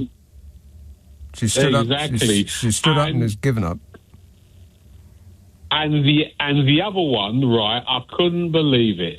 Liz Truss. Yeah. I'm telling you, I watched Liz Truss, right, at the couch, right? Yeah. And I'm telling you, I started to feel sorry for her. No, you now, did the not. reason is, I did, because she looked so sad and lonely with those puppy dog eyes. She just you know. she looks permanently stunned, as though somebody has put her brain in neutral. And I just wanted to hug her like a big teddy bear, you know. There, Liz. Don't worry, don't worry. Listen, what I will do, Liz, right, I will get the Labour government to give you some funding so you don't become a mental health case, right? Right, okay, all right, that's a plan. Thanks a lot, Isaac. Yeah, she just looks permanently out to lunch, as though no thought is flitting across her brow. It's kind of like a robot put in standby. I wonder if she realises what's happened. It was an election. You lost. I'm genuinely unclear. Yeah, she still hasn't got it. 0345 6060 973. Thanks a lot, Isaac. Tina says, don't forget PM Sir Keir said he will clock off at 6 o'clock on a Friday, so please give the man a break. He's doing his best. I'm sure he'll start tomorrow. Oh, he started already. There's plenty of stuff that he's done already. I mean, so far, I think it's good. Some of the people that he's got in already. I know this sounds like a revolutionary concept, but he's actually employing to ministerial positions people who have some clue as to what it is they're supposed to be doing, to have an idea about the position in which they find themselves. I also liked I love seeing Jacob Rees-Mogg go. The Liz Truss, the slow hand clap that they gave her. What was she doing? Where was she? I mean, why did she make them wait so long? What was that about? I mean, just rude, apart from anything else. But, maybe she, like I said, she was put on standby and one of her operatives needed to start her up again. But I quite liked Uncle Jezza. Uncle Jezza won. So, because he seems like a decent sort. Actual decent people in positions of power in this country. Can you believe that? No. It's a remarkable thing. Frank texts, Farage and others now need to operate within parliamentary T's and C's for 5 years. That will be their downfall. Tina texts, don't forget No, read that one. And this says, I think that's why so many voted for reform and for Farage. Otherwise, who else is going to keep Starmer on his toes? Well, the British people. The concept, the very idea of not winning the next general election is going to keep him on his toes, because it's got to be a 10-year project. He's not going to affect much of a change in 5 years. You just can't. I mean, suppose he opens a new training centre for nurses, and he tries to get 10,000 new nurses, and they all start their course at more or less the same time. And it's going to take 5 years for them to graduate. I mean, I don't know that that's true. How long does it take a nurse to do their studies? Probably about 5 years, there or thereabouts. Same with doctors. All this stuff's going to take time. And I suspect that people won't have the patience to wait.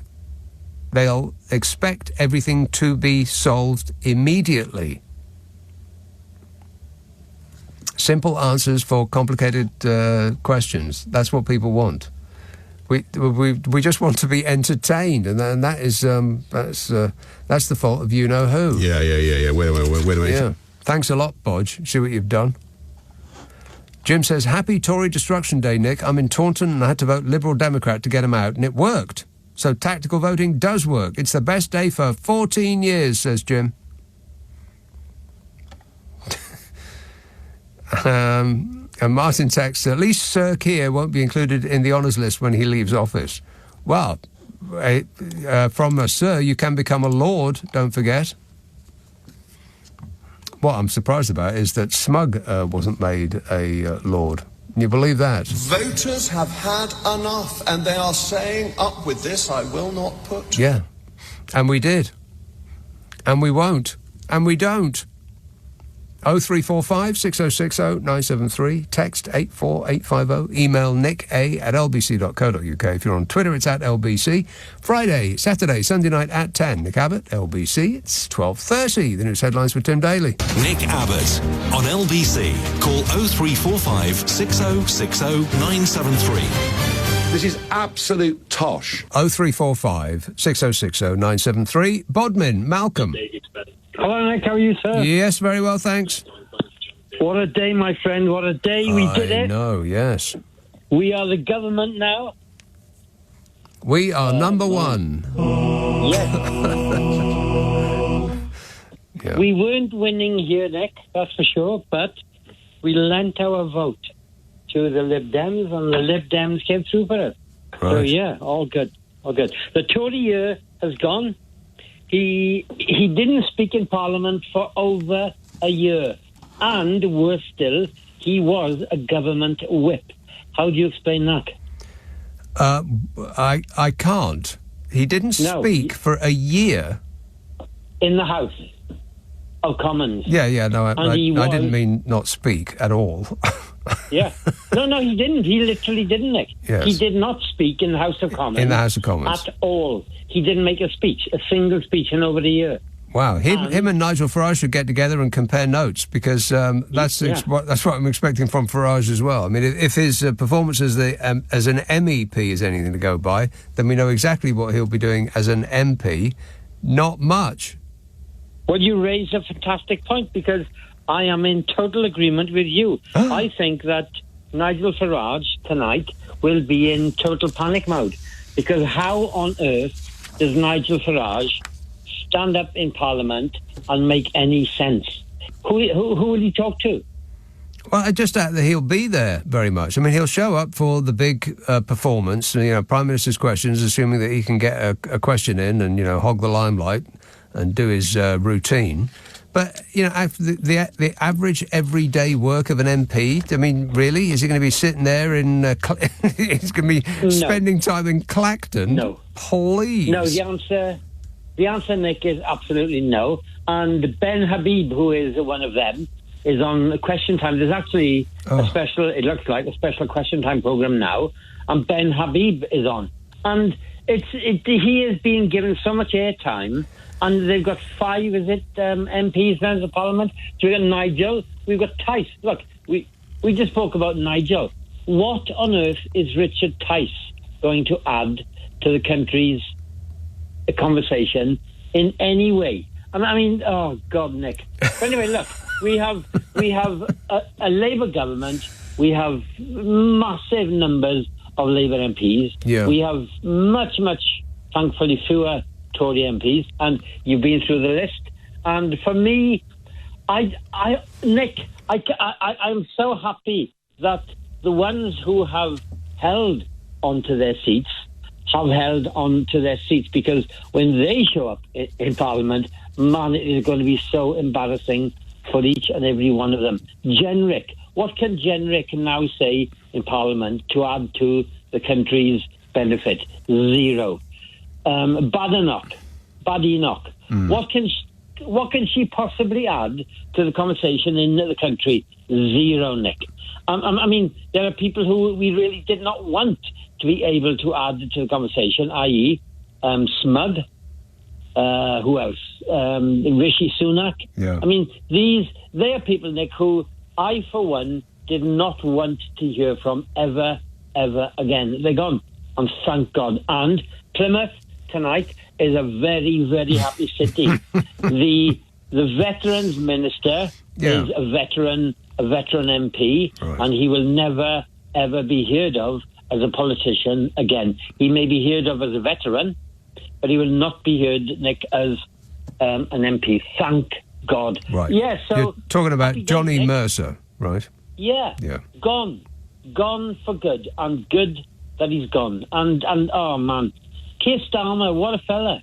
Look, people criticise him. He's boring, he's boring, and he's boring. But guess what, Nick? He is the Prime Minister of the United Kingdom.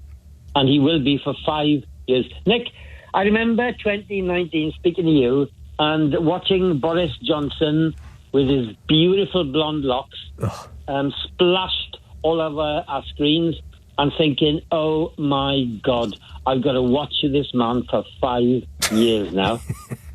But I didn't have to watch him for 5 years, Nick. Right. But I'll tell you what, the Tories, Nick, the Tories are going to have to look at Keir's face for 5 years because he is going nowhere and he is going to govern us, I think, beautifully. Well, I am somewhat let down, though. I mean, I must admit, I was hoping for the Tories to get beaten into third place. I was hoping that the Lib Dems were going to form the official opposition party and the Conservatives were going to poll lower than the Liberal Democrats, but it didn't work out that way because 24%, a quarter of the people in this country are so delighted with the Tories that they want more of them.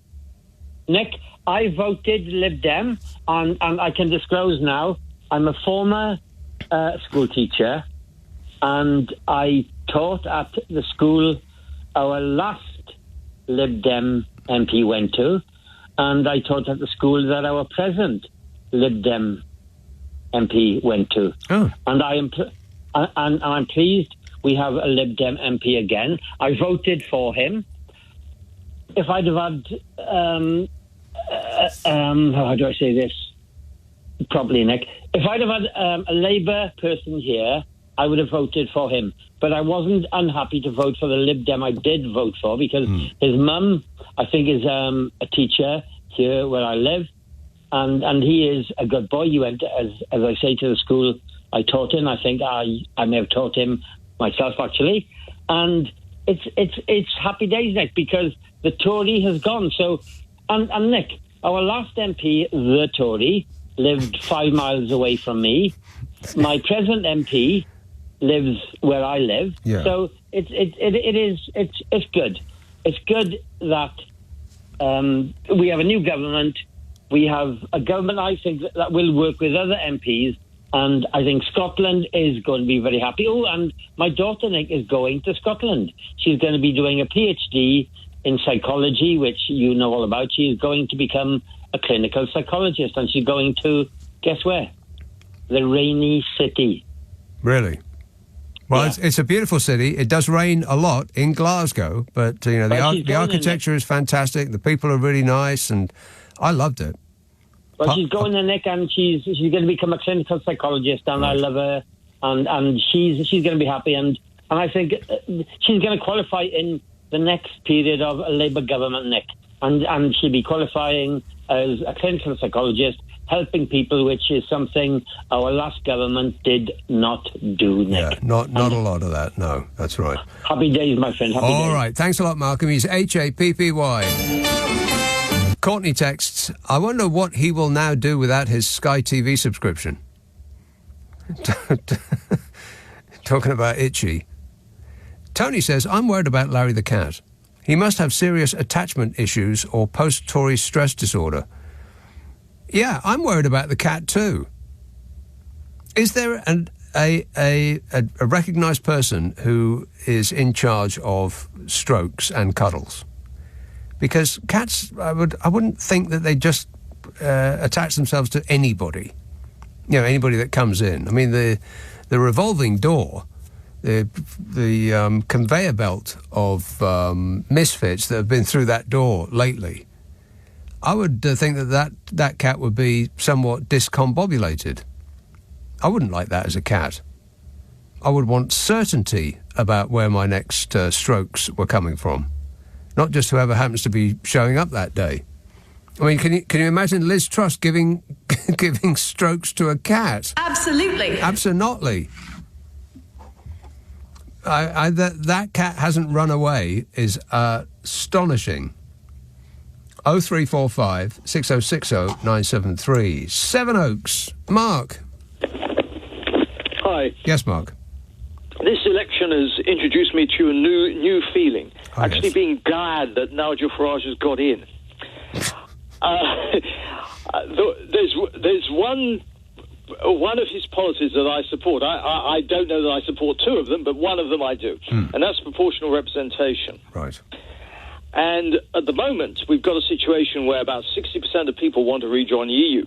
Now, some people say that the EU might not want us and so on, but they do. The issue they have is instability. If we had proportional representation, they would be satisfied with that. In fact, if we had a proportional representation, we would have never gone through Brexit. We would have never had the last 14 years of Conservative government. Yeah. So there's a lot to be said for it, apart from the fact that it happens to be fair as well. Now, the point is that the people who support Nigel Farage, I would say none of them support rejoining the EU, which means that his supporters are added on to the 60% that want to rejoin the EU, which produces quite a large number of people in favour of proportional representation. Wait, now, back up. You'd say... I maybe misunderstood what you just said. Did you say that his supporters do not want to rejoin the European Union? Yes. Yes. So how are they added on to the 60% that does want to? Because the 60% that does want to wants proportional representation because it will help joining the EU. Oh. And the Faragists want proportional representation because it will give them a bigger share of Parliament. Right.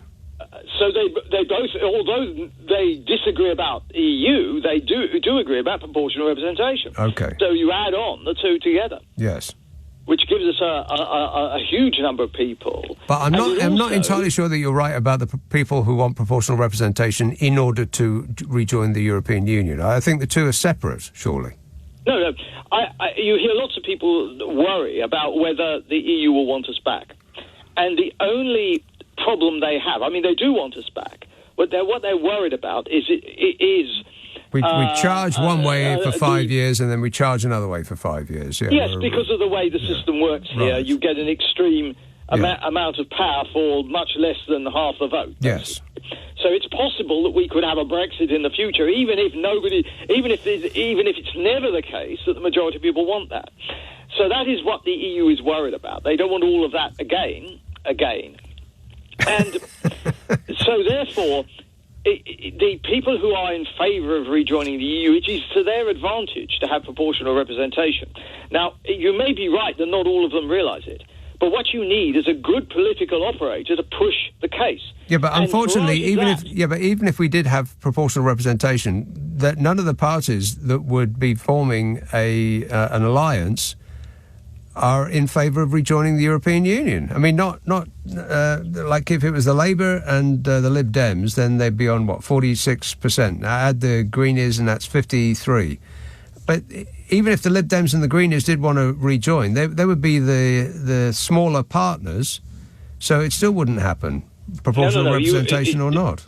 Well, the problem is, from the way you're looking at it, you're looking at the Labour Party as a bloc, and with proportional representation, STV proportional representation, it doesn't quite work like that.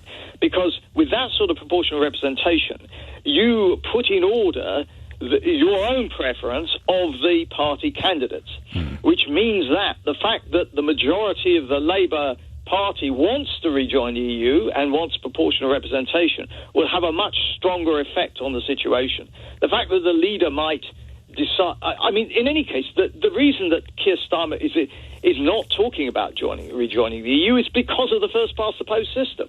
It's because he didn't want to frighten the horses. Yeah. Yeah, I mean, the fact is that he's worried about the swing constituencies, which happen to be ones where you've got some people who want to be out of the EU. Yeah, now he has a moment in which he does not have to be concerned about that anymore, not for a couple of years anyway, and then he can maybe address it later. But I would think that if you're going to do that, if you're going to at least improve relations with our biggest trading partner, they're right there, you can see them on a clear day, they're so near, then I think he's going to have to do it immediately so that any anger that is the result of that would dissipate over time by the course of the next election, at which time then some improvements in people's lives might actually come to pass and they think, oh, well, you know what, it wasn't such a bad idea after all. Yeah, well, the point is that you're talking about anger. This is anger of a minority. The majority of people want to rejoin the EU. Well, that's true. And and it will also give him more money to. I mean, getting close to the EU will give him more money. Mm-hmm. And the treaty is coming up for renegotiation in a year's time. So. If you remember when the Lisbon Treaty came up, the EU treaty came up for a negotiation then, I think somebody called Nigel Farage was very much saying that there should be a referendum on the new treaty. Yeah.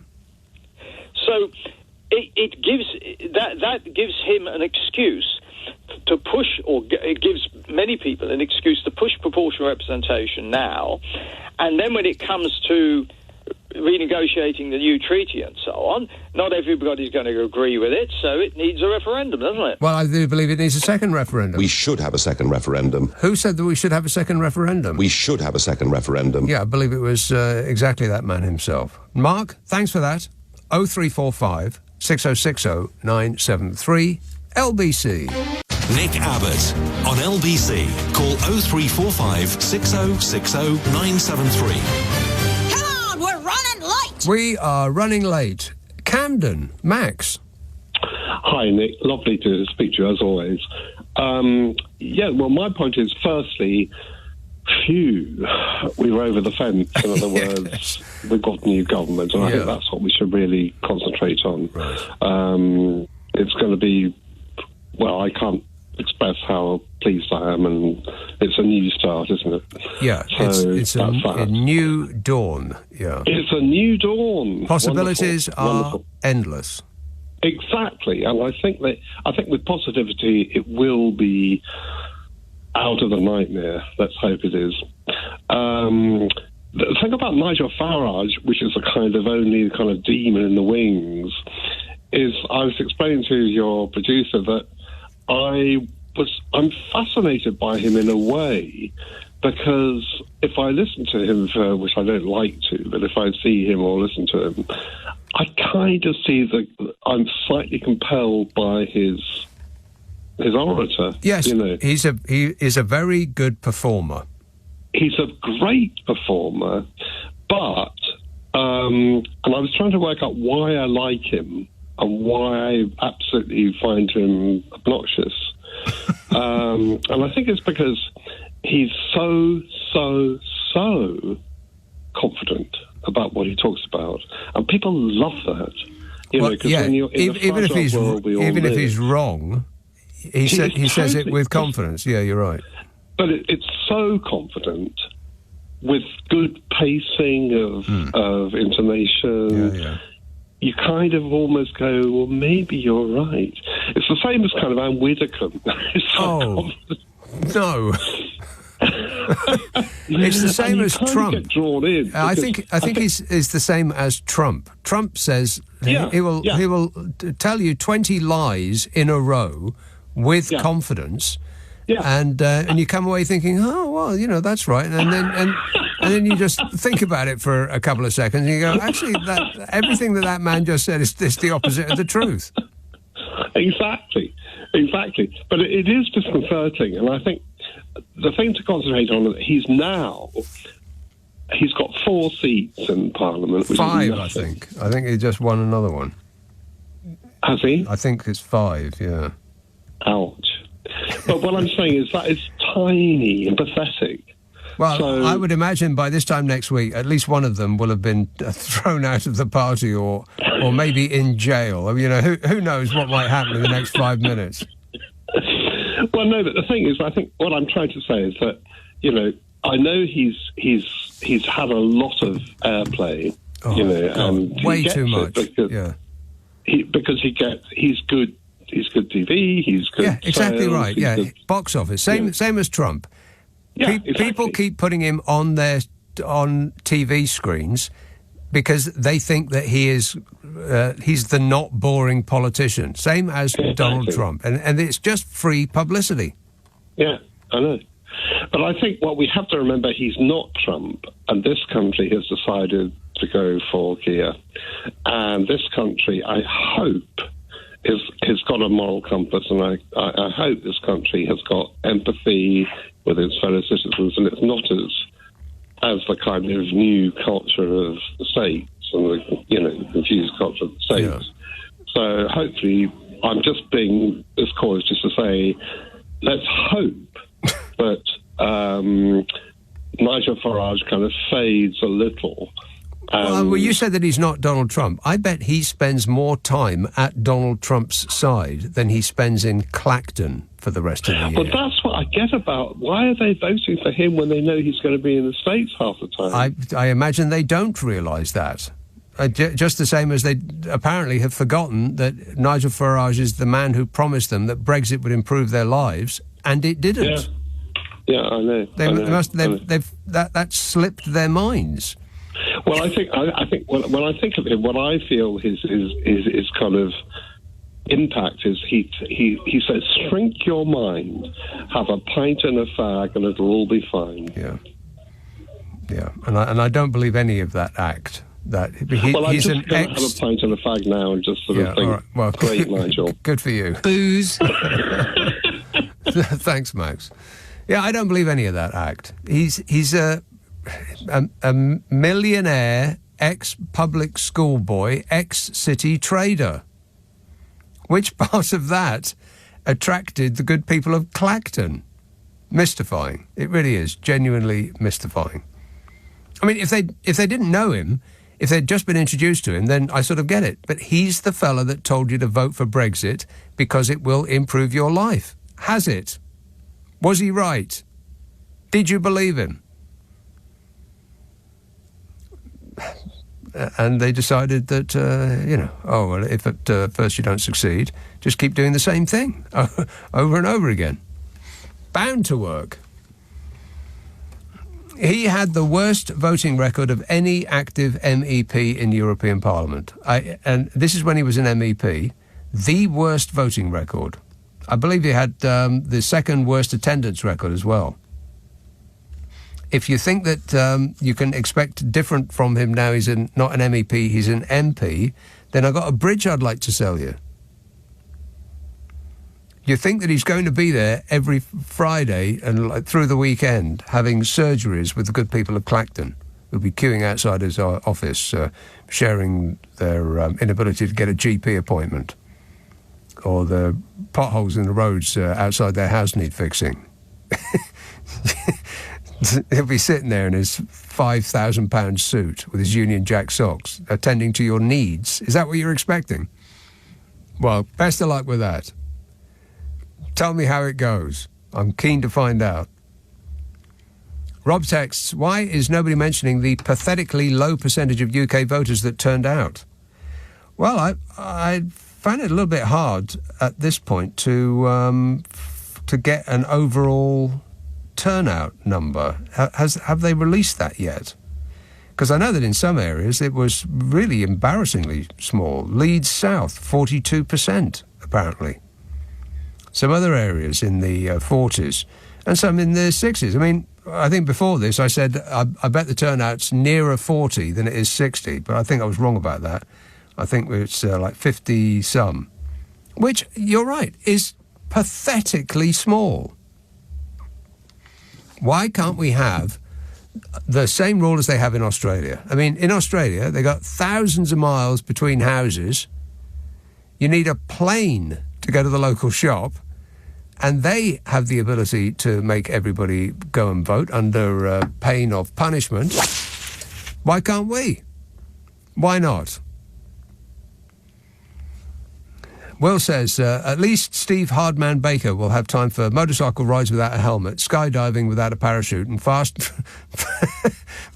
catamaran sailing without a catamaran, as he's hard as two short planks, says Will. Lee says, rather than sir, do you think Starmer would prefer being addressed as son of a toolmaker Keir Starmer? I've heard him use this term before. Yeah, a couple of times, yeah. Once or twice. Hey, by the way, this show gets put up the internet as a podcast. If it's a little bit late to tell you about this, I guess, because you have reached the end of it with me. What a journey, eh? But if you want to hear the Friday and Saturday night shows as a podcast, then we do stick them up the internet as podcasts.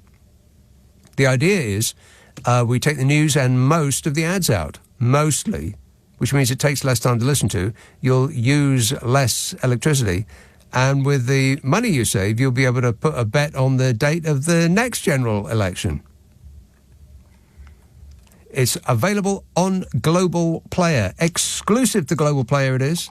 And you can find Global Player, if you don't have it already, it's on globalplayer.com or your favourite app store. Favourite app store. Favourite app store. Favourite app store. Favourite app store. Favourite app store. Favourite app store. Favourite app store. Favourite app store. Favourite app store. Favourite app store. Favourite app store. Favourite app store. Favourite app store. Favourite app store. Favourite app.